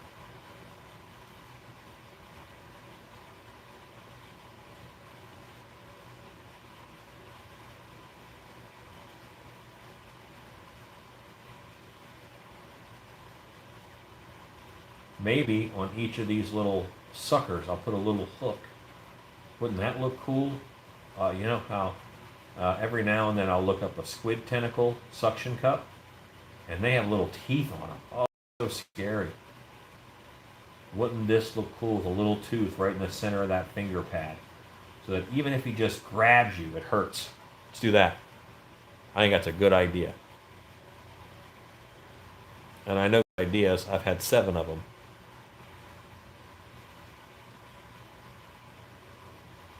Just a little, just the size of a pea.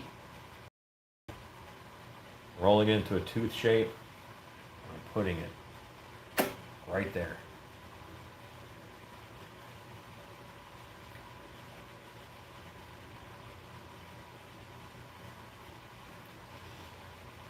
All right, so I'm rethinking that. I'm not going to do that. That would look cool. That could look cool. But how will that be to cast? Will that be a nightmare? Will all those get bubbles in them all the time? I think we can do it. It'll be fine. We'll paint them in.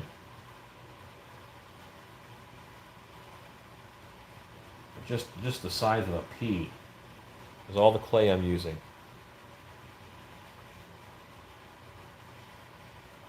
And I'm pointing it, nice and pointy. And I'm putting it right in the center of that. I've never seen a glove like that, with a little hook on each fingertip. You know, not where the fingernail is, but a little hook on the pad. Ooh, scurry. That's some scurry stuff. Size of a pea. Make a ball, make a point. A little bit of a curve down, so I think that's scarier. He gradually really hooks in. Look at anaconda teeth and how they hook towards the inside of their mouth. It's terrifying. Who's got little hooks on their fingers like that? Creepy.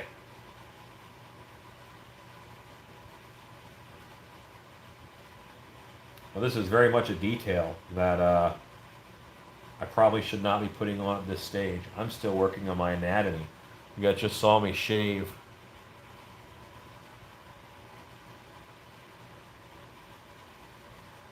All 4 fingertips will get a claw.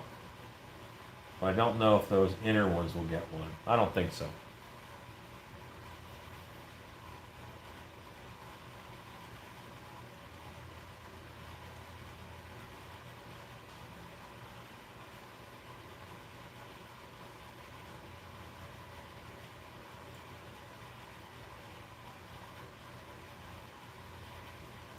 And I'll probably paint them with Vaseline to keep them from drying out. They could come off in the molding process if I'm not careful. I'll just have to be careful.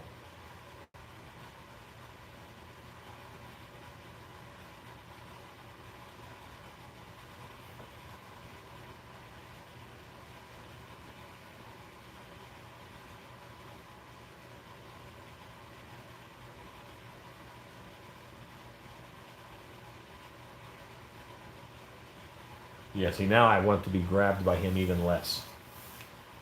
As little as I wanted to be grabbed by him, now it's even less.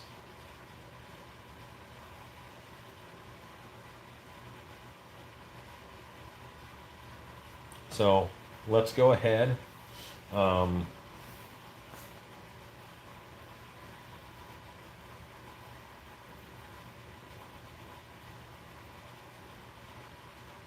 I like that texture actually more for the scales on the back and the back of the hand here. I am going to do some straight up scutes on the back of the hand.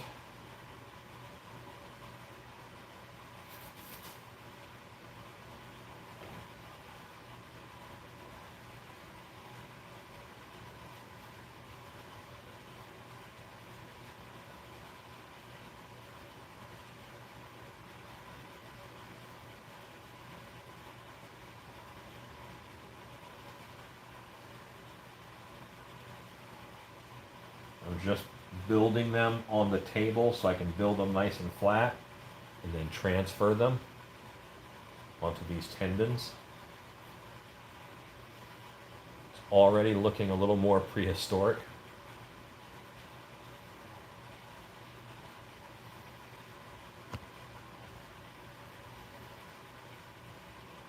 Why, thank you, Bonesaw.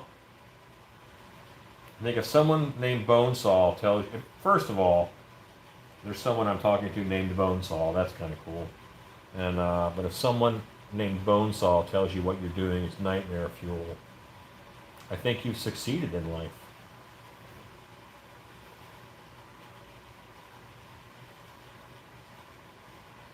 Depending upon what your goal was.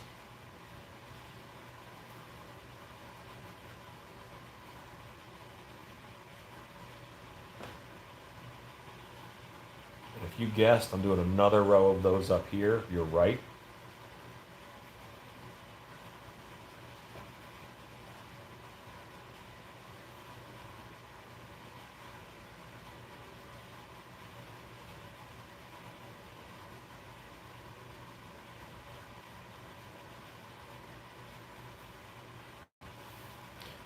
Now these I'm not going to go back and blend in. I'm leaving these as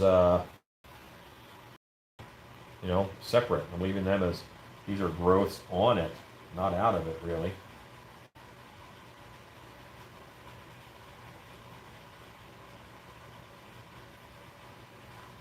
This is not a knuckle, it's a scute, a little hard ridge that exists on this sucker to make it tougher.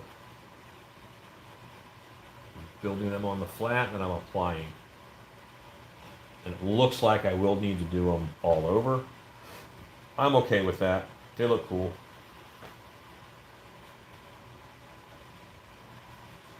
Working hard so my fingernail prints get in there. They're just little pyramid spikes basically that I'm making. And I'll probably hit them with this sponge for texture here in a bit. This might be what I use to calm down these lines I put in. Yeah, it looks good.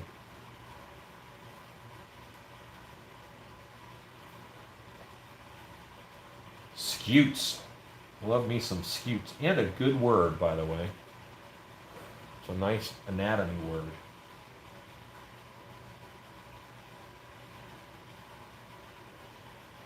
Like vestigial. It's not a good anatomy word.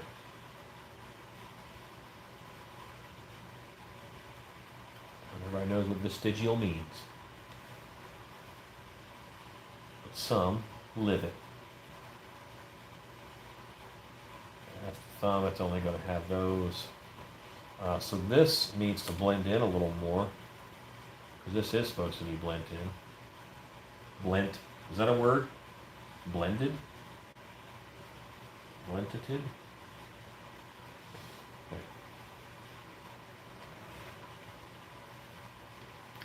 And I don't like that sponge. I'm just going to put these back in right over that. And that'll take away that sponge mostly. A little bit of it's still there, and that's okay. So, I'm looking. I think I want this sort of texture in here. That's nice. That's going to give me this direction. And I'll probably pick out some individual scales with another little loop tool.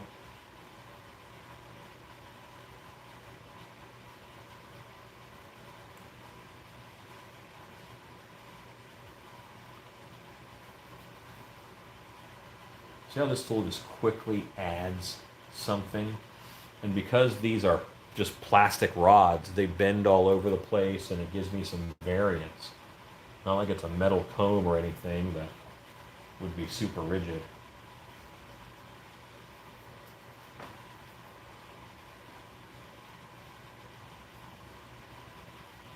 If I push harder, they spread out more.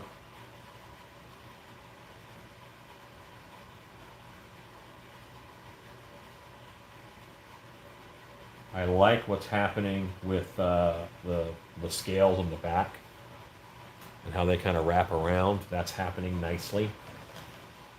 This feels clumsy on one side and tighter on the other, so I've got to take it away. And I think I added that at one point, and now I'm taking it away. Just because that feels done doesn't mean it is done. It doesn't mean that I don't go back and fix it. I don't think it looked right. It didn't look like the other side. I'm trying to sell this as 2 thumbs. This is a 6. Oh, it's a 5-fingered hand, but the hand is arranged differently. Yeah, that's a much tighter look. I like that way better. Okay.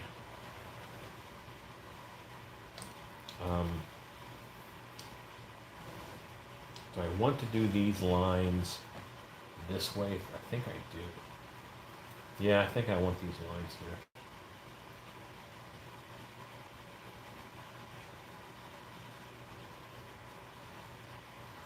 I just come from under these scales and I'm running these lines, and they're going to go over these tendons and pop those tendons. Those tendons are going to show up a little better because all these parallel lines are highlighting them.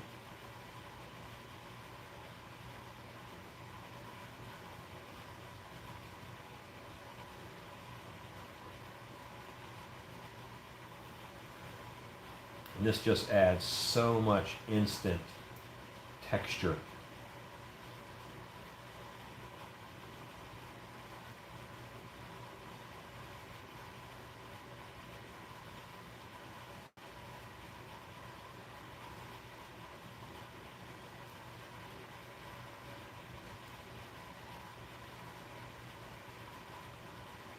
You guys want to see the chest piece for this?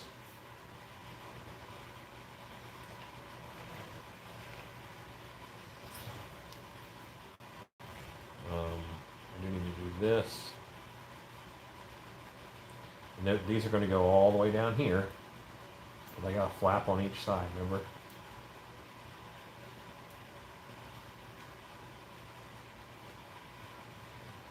My elbow. Just go all the way down into here.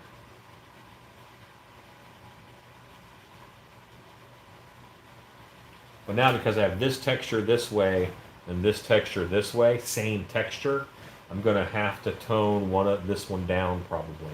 I love that. I like that inside of the arm.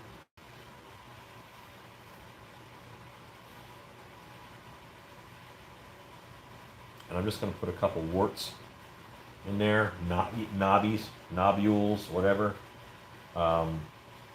to break up that skin a little bit.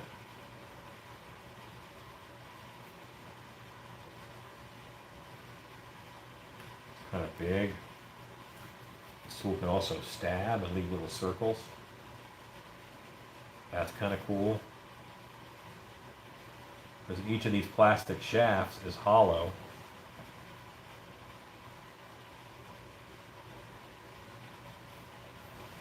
Okay. So let's show you that chest.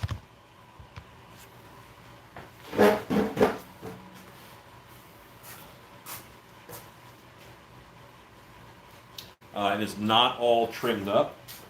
I'm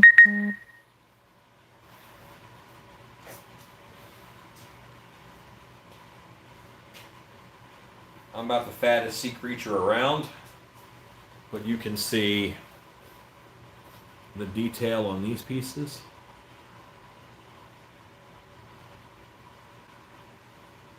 You know what? To tie in the back of his hand to this, I'm going to do some of this little scale work on it.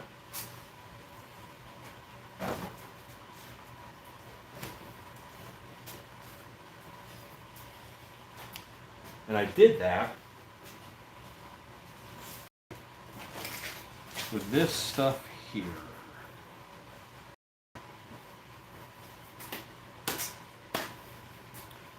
It's just some netting, but it's not evenly netting. It's irregular netting.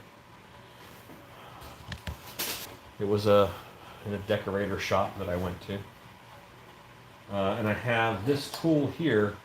The back of it's rounded. I'm going to try to use this round bit and push in that netting.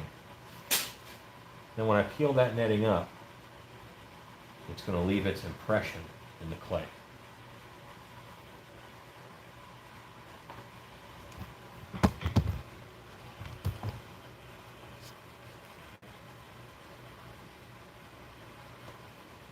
You thought I was going to work harder than this. I appreciate how much you think of me.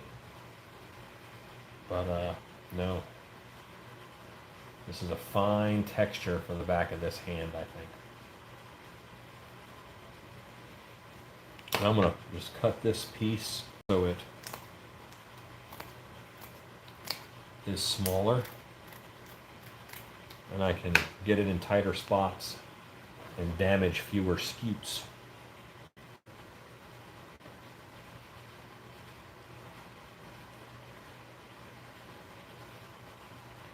It's just that round back end of the tool is doing the work.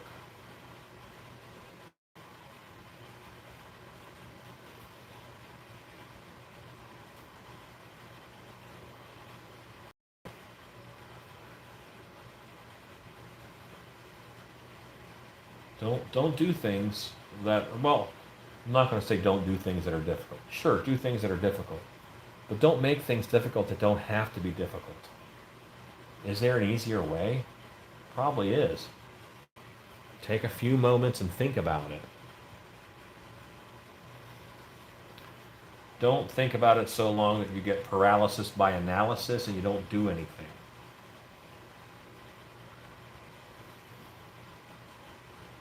Not, it's easy to fix something that isn't right, but you can't make something that doesn't exist. That's a biggie.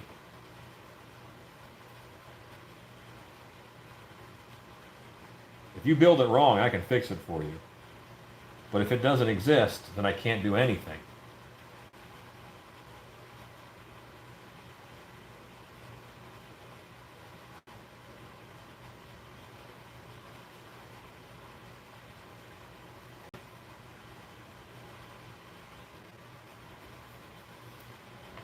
Kind of liking where that's going. And sadly, I think Edie is right. I think I'm going to have to put hooks on those interior pads also.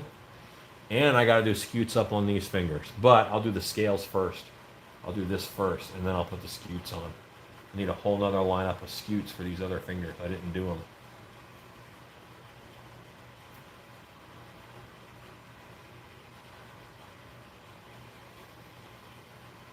If I went this way with it, how does that work?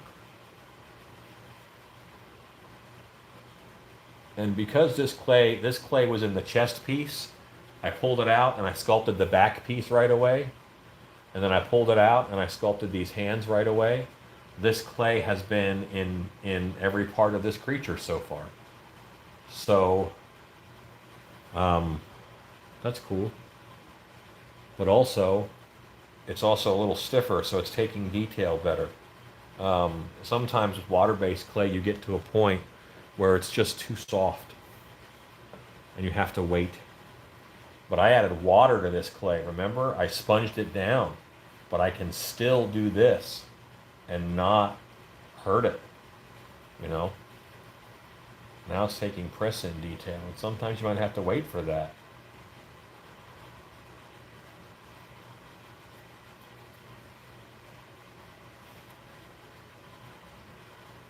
And I could do damage, you know, while I'm doing this. That's possible. It's just mud. Who cares? Be as careful as you can and get it done. Just pushing around mud. That's all. Having a good time pushing around mud.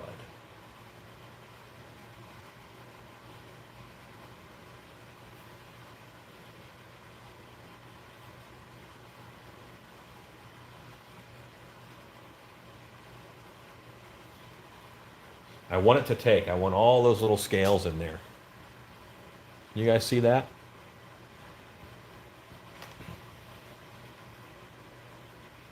I didn't obliterate my knuckles. My knuckles are still there. They're not part of what I'm doing right now.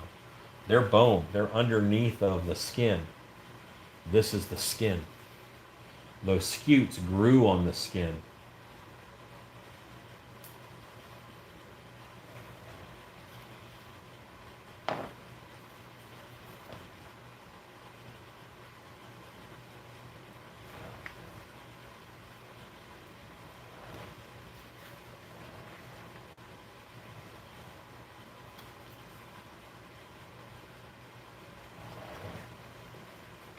Okay, I got a few more scutes to make. I have 1, 2, 3 more scutes. Felt scute, might delete later. If I take a picture of this hand, that's what I'll name it. You know what I haven't done yet? Haven't done the webbing. Didn't do it. Not yet. I gotta put webbing in here. That's gonna make it awesome. Don't you think?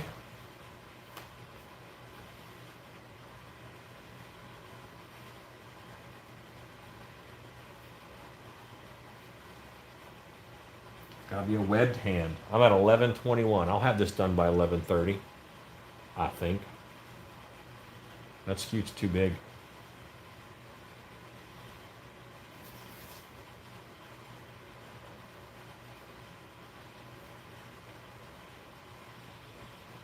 Scutes lie right on those finger bones. And they make it look a little prehistoric, which is what we want. The original creature from the Black Lagoon, if I recall, the ship's name in it that was moving up the Amazon was the Rita, R-I-T-A. And they found a creature that time forgot. He is prehistoric. And a copy of his hand, a fossilized hand from this monster, exists. I'm liking this so far.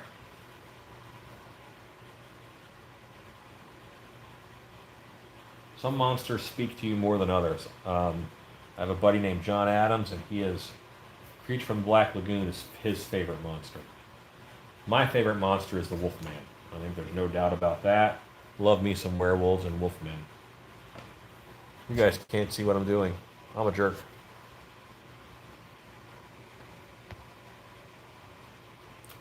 It's just blue fabric, Linda.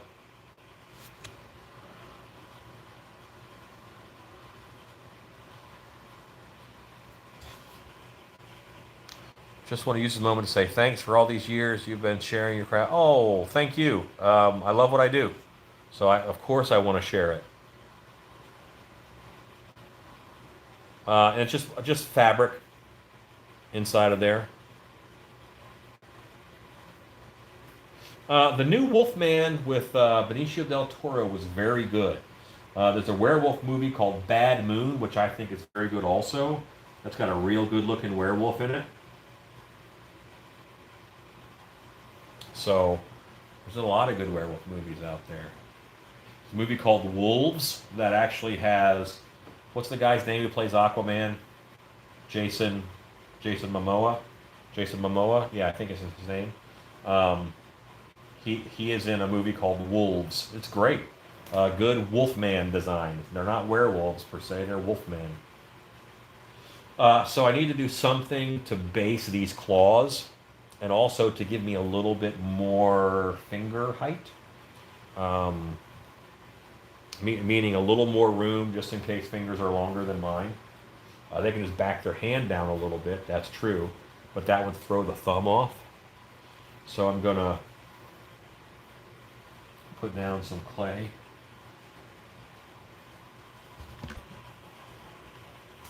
There's really no good spot for you to see this whole thing because it's so vertical. Grab a wire loop tool.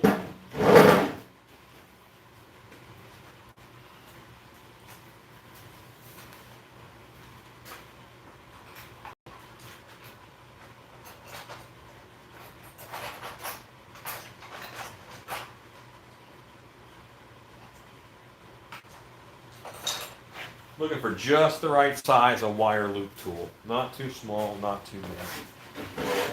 And you think of a wire loop as making a negative. It pulls clay away, and it does. But I'm going to run it through my clay. But I'm going to use the positive. I'm going to use that little half tube. And that little half tube is going to run around and attach these claws with. That's it. I'll texture that here in a second. That's all I needed to do.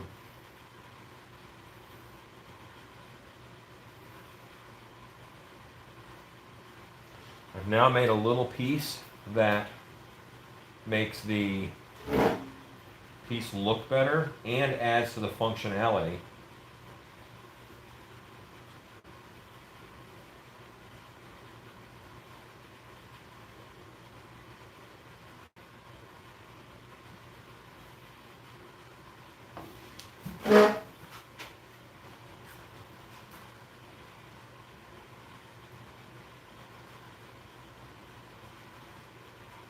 Wish I could look at some fish gum pictures. What do the gums of fish look like? I don't think they have any texture. Nature is not as texture rich as I want it to be, frankly. Sometimes I'm disappointed.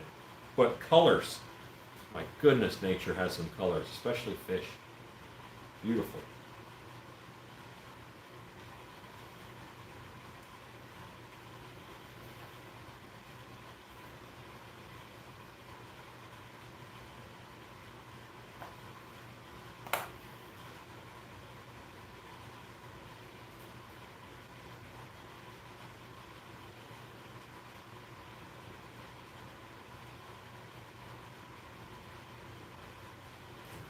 Okay, so now each of those claws has a little root. And I'll show you what I'm talking about. How about a zoom in? How's that sound?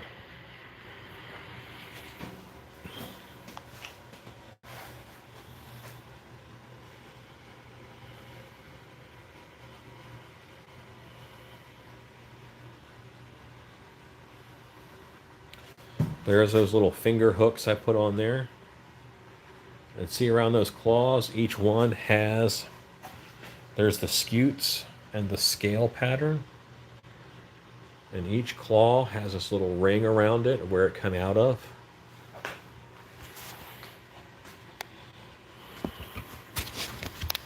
There you go.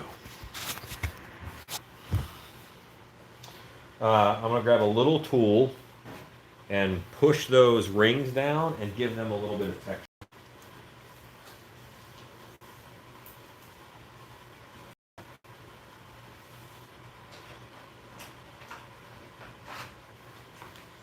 I'll use a silicone tipped tool, which is a soft tip. I'm just going to run them this way. It'll almost look like the gradients on like an oven dial.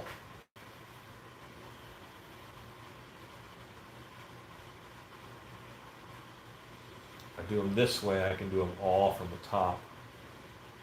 But I'll switch it up.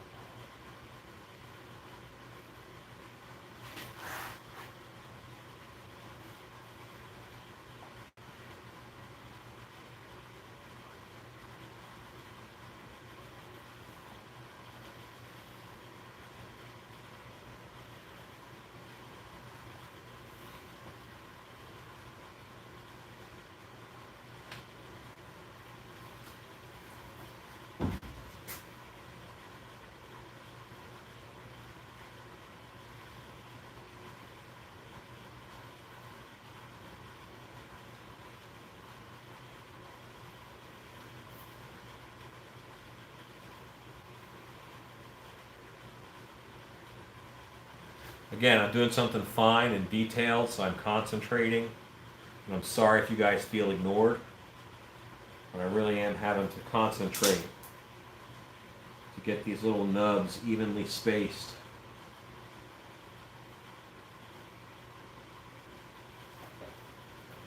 And as I do it, as I push the clay, it spreads the clay out. Oh, and I missed one. Oh no, I didn't. I just blended it in better than normal.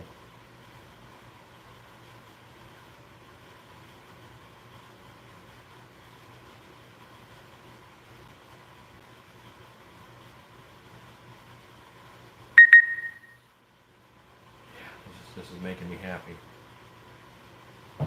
These silicone tip tools are nice because they don't leave a big tool mark. They're soft tools, so they soften their own edges. It's not like if I did this with a metal tool, it would leave these real crisp lines. I don't want that.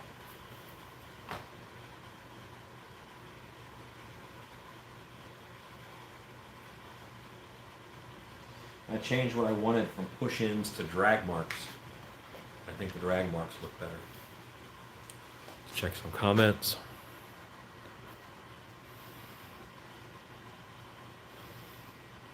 Glad you like the shirt. The claws are pumpkin teeth.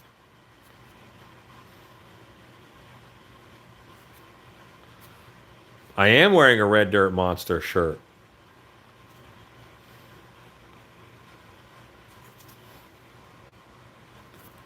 My fingers are so dry from doing plaster today that I'm having a hard time working my phone.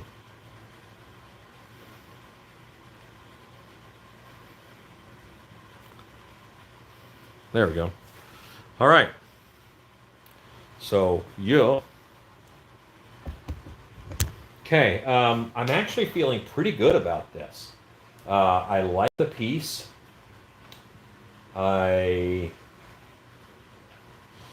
I'm gonna do I gotta do fins. I haven't done any fins yet. We haven't finned it. We have not yet begun to fin. But also, I see an area that I just see brush marks. I don't want that. So I'm just gonna go up the sides of these fingers with this. Remember, I got this texture in here. I might as well have it there too. And that's a nice blend from what I did on the back side with the scales. There's got to be something there. I don't want to see brush marks. Nothing should look like it's an accident. Everything should be on purpose. That's very important to me, that everything look like it's done purposefully. Everything is sculpted. Let's do those other finger hooks. It's 11:32. I can put in 10 more minutes and work on a few things.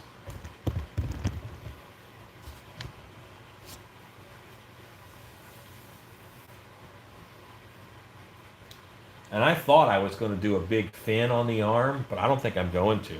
I was going to sculpt it separately and then put it on each side as I needed to. No, I just love the look of that arm. I'm happy with it.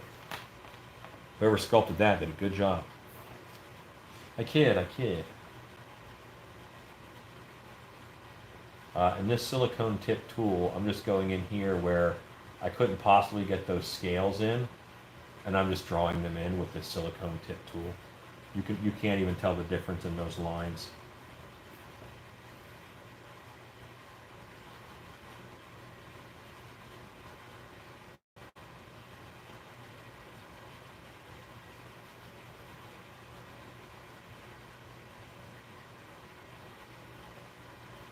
Okay, what was I doing? Finger hooks on those secondary digits. Finger hooks.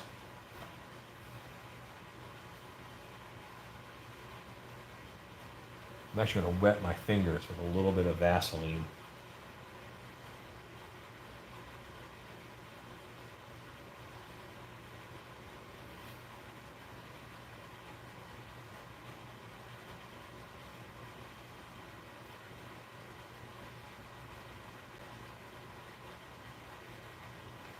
I'm doing this to keep this clay moist.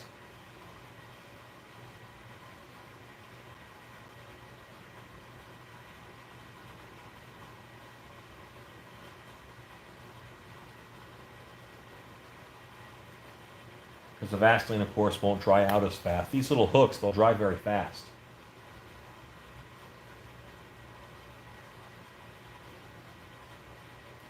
Yeah, I don't like these at all. These are creepy.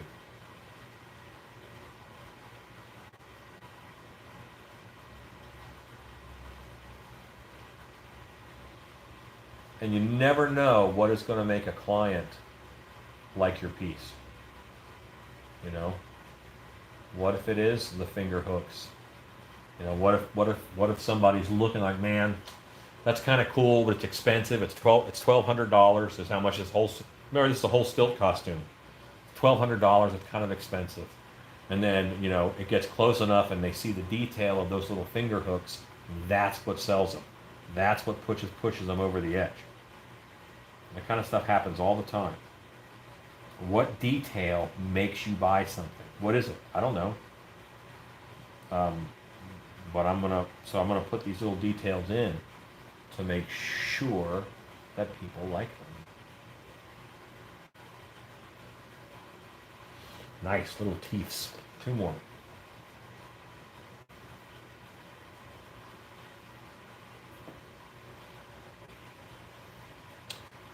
I do. Paul Rhodes, buy your pumpkin teeth from Etsy. Look, pumpkin teeth, all one word, pumpkin teeth, on Etsy.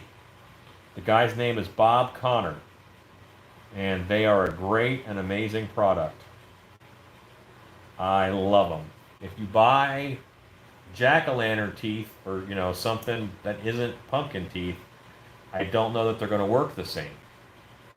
I'm not in cahoots with Bob at all. I have to pay for my pumpkin teeth like everybody else, but he has a great product.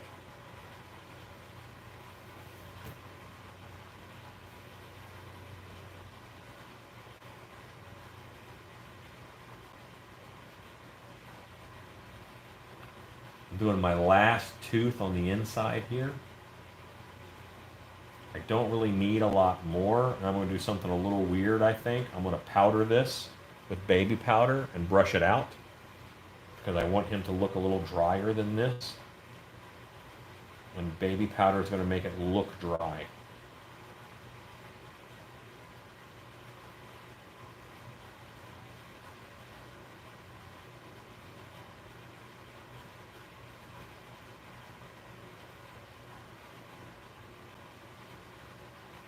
Okay, finger hooks are in. Ooh, creepy. I hate me some finger hooks. And just as I spin it and move it, I'm just seeing a couple areas where I could put in some more scales. And mostly it's down in these little depths here that I cut to highlight that finger bone.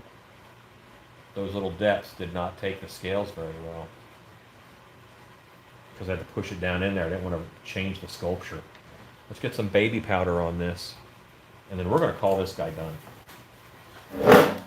Okay, a big chip brush. I'm going to move my wife's computer. This part gets messy.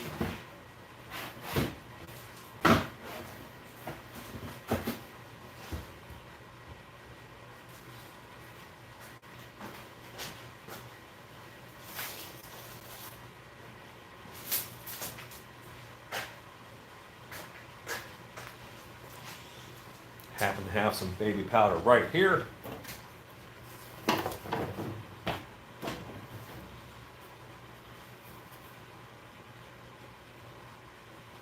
I'm not shy. Baby powder the hell out of this. And what's it's going to do, I got a little bit of clay boogers and stuff for my texturing. I have just little things that the gentle erosion of this baby powder is going to clean up for me.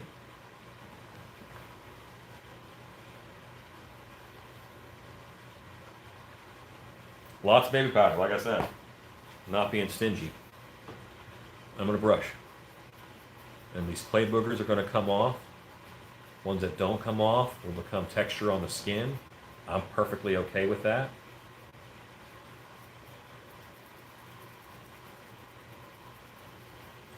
It's going to be a much cleaner looking sculpture. It's not taking away any detail. A little bit. It's softening my edges too. This is erosion. This is erosion. That's what's happening. It's like wind erosion that picks up little particles of sand and drags them across rocks, and that changes the rock from sanding over time. That's cool. That's what I'm doing here.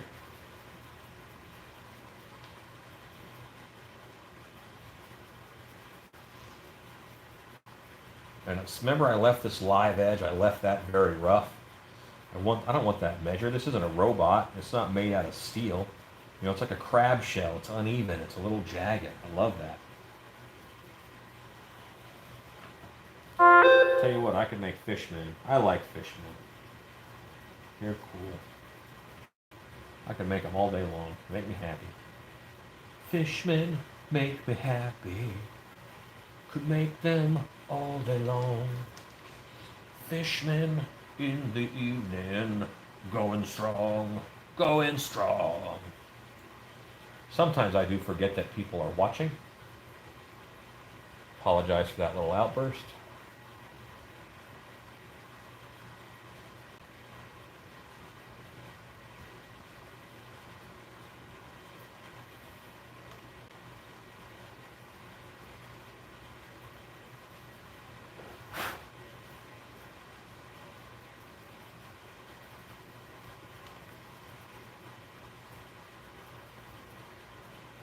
And any area that's really smooth is going to show up with this baby powder. And then I'll be able to address it. I'll be able to fix it.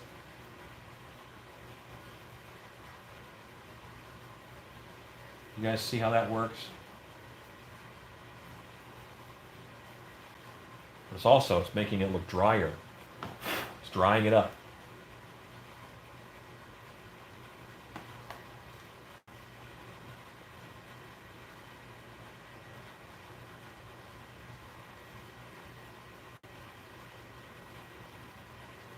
Them skewed, yo.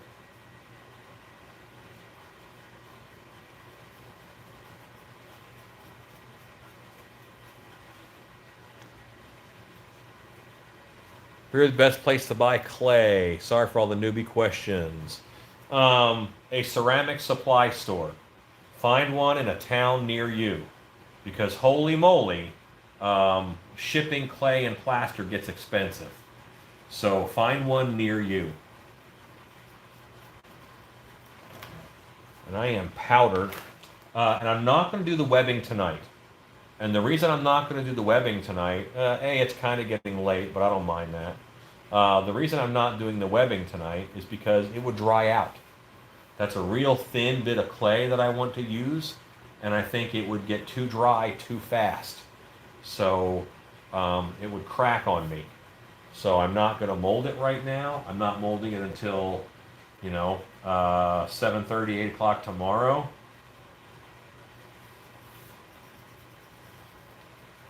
So I will spray this guy and call it a night. And I'm going to run my hose over here.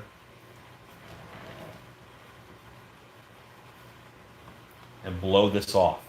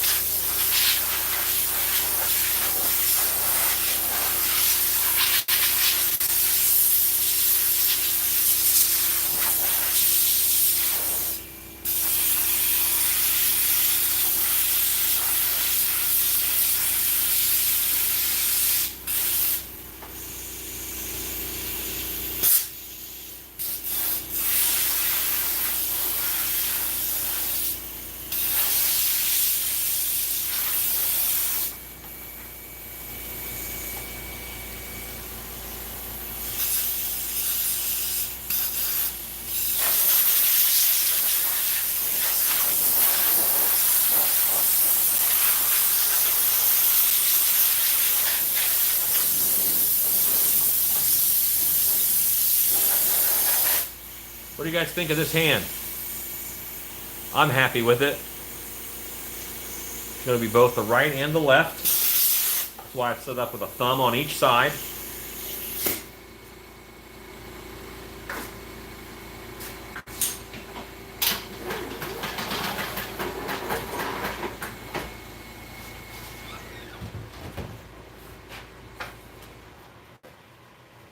All right, so that's put away.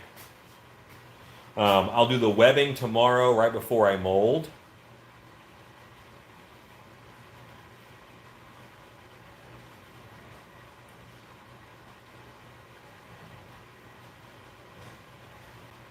And I will have myself a Creature from the Black Lagoon-esque hand mold soon. It matches my chest. Happy about that. Fun. It could kind of be a Predator hand, I guess. Yeah, I mean, it's general alien, scary, clawed hand. I could also easily put clay in the mold and block off a thumb, so it only gets poured up, with this setup. And then this one wouldn't even show up. You'd have a slightly less detailed area, but not bad. I've done that before. So I'm going to hit this with some Pledge. Give a little bit of a seal a little bit.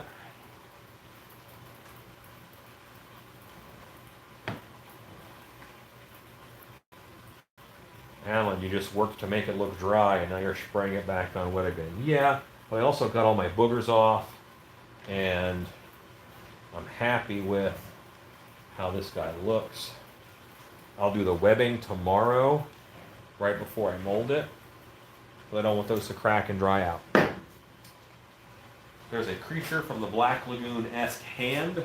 I'm not going to cover it right now. Normally I cover it at the end of the video, but I want to take some pictures of it. And you guys are all on my phone, so I can't.